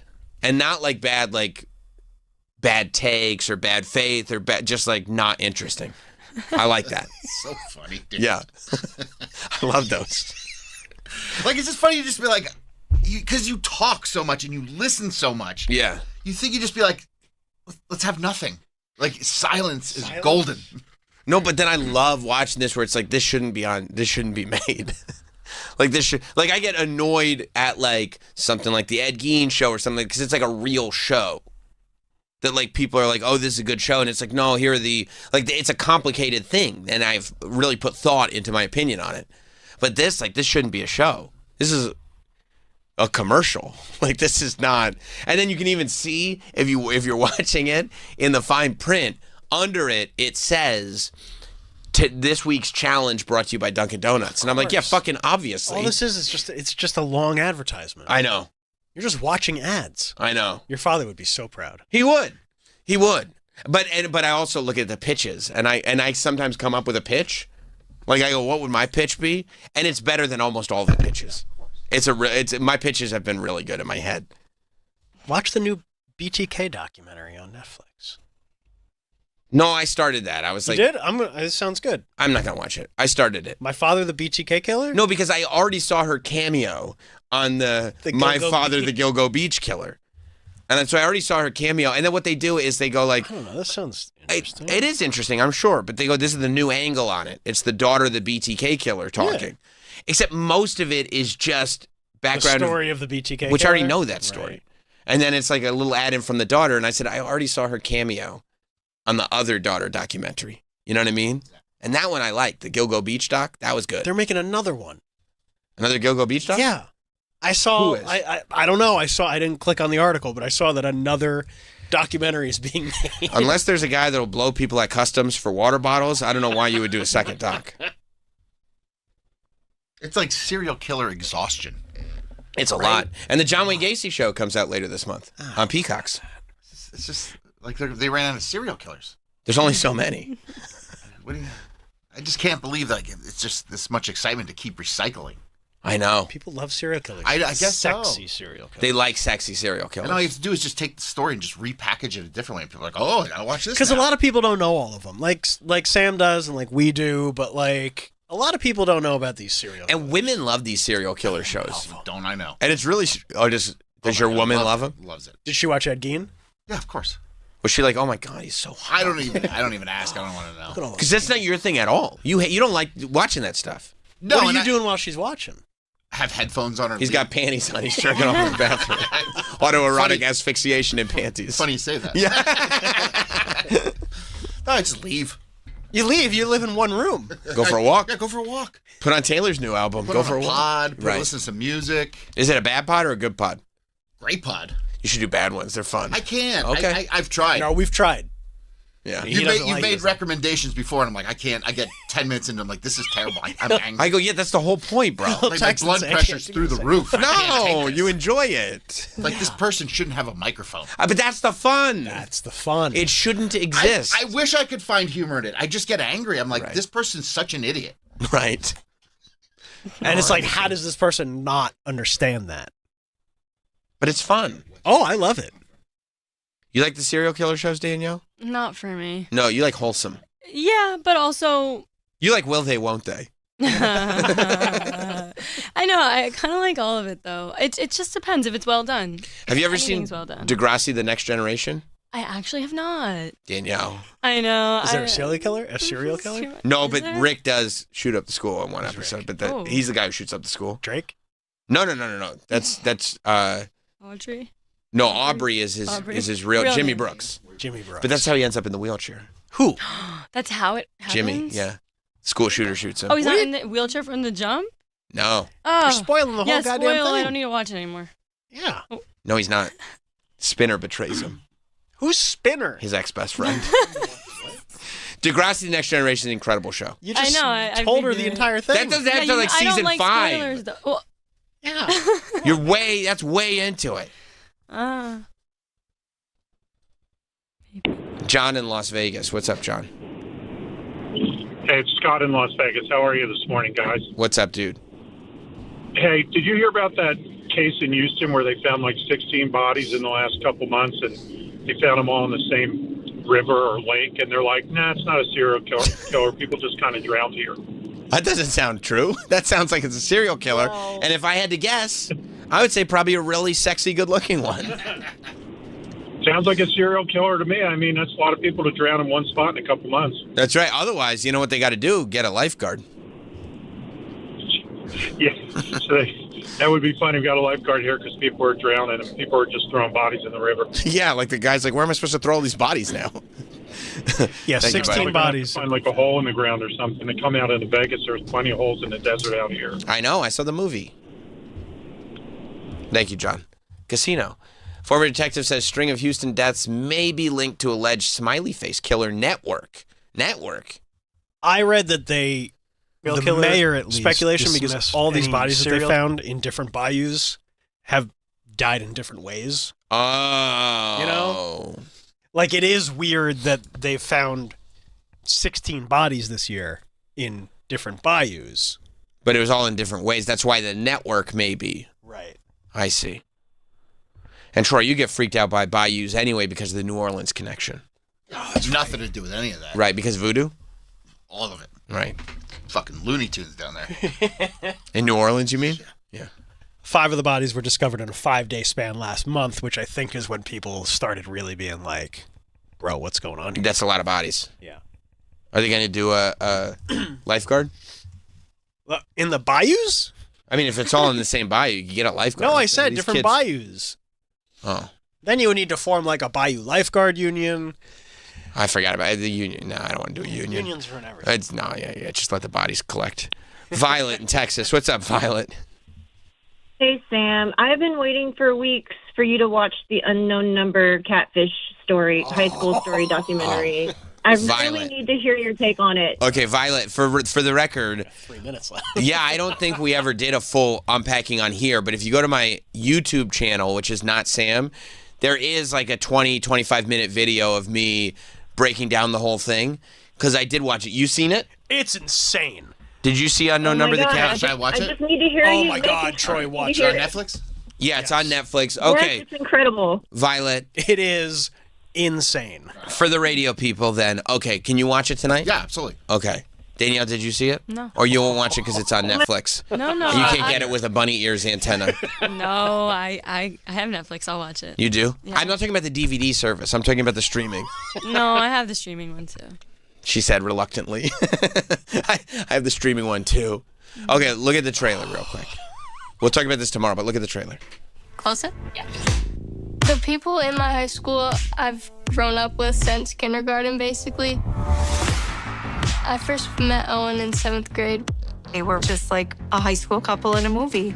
We were like best friends. But the more friends you have, the easier it is to be betrayed by them.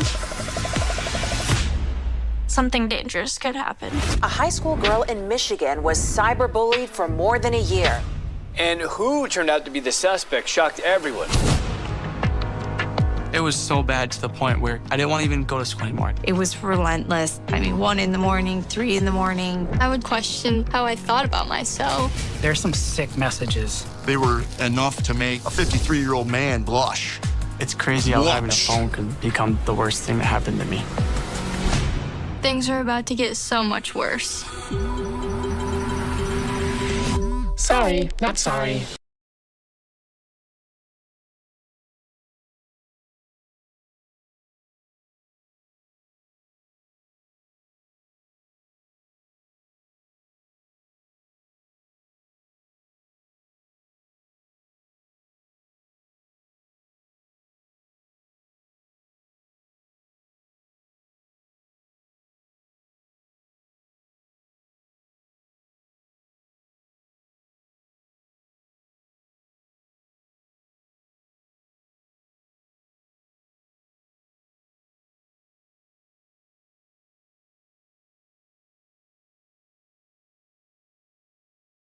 Killer. Tomorrow, we'll see you then. Have a good one, everybody.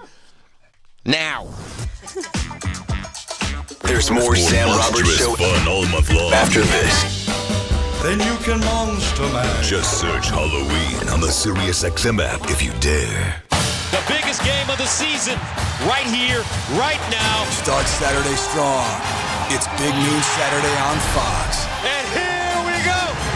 It all starts at 10 Eastern with Big Noon Kickoff, live with an epic pregame. The crowd, the atmosphere, this is what makes it special. Then it's America's #1 game. What a hit! The best pregame, the best announcers, the biggest games. Down the sideline, touchdown! It's Big Noon Saturday, noon Eastern on Fox. Hi, I'm Steven Singer. Yep, that's me, the I Hate Steven Singer guy. People stop and ask me all the time, what does this mean, I hate Steven Singer? Well, mostly it's other jewelers that hate me. Why? Because people don't like to shop in their stores because they're either intimidated or they're scared of getting ripped off. And you know what? They may be right. Let's face it, you go to Tiffany's and you're going to get a great product, but you're going to pay 2 to 3 times what it's really worth. You go to a chain store and you're going to get something that's cheap, but it may be a piece of crap. Or you buy something online and then you want to speak to someone. That's if you can even find a phone number to call, and you get some overseas phone operator who's never seen your ring and probably never will. Oh my. Can you imagine telling your future wife that's how you picked out her engagement ring? The symbol of your love and affection? The most important gift you're ever going to give her? Oofa. So don't settle for a crappy price, crappy quality, or a crappy experience. Buy real jewelry from a real jeweler. Visit me, the real Steven Singer, and find out why most jewelers in America hate me. On the phone, 888-I-HATE-STEVEN-SINGER. Online, IHateStevenSinger.com, or at the other corner of 8th and Walnut.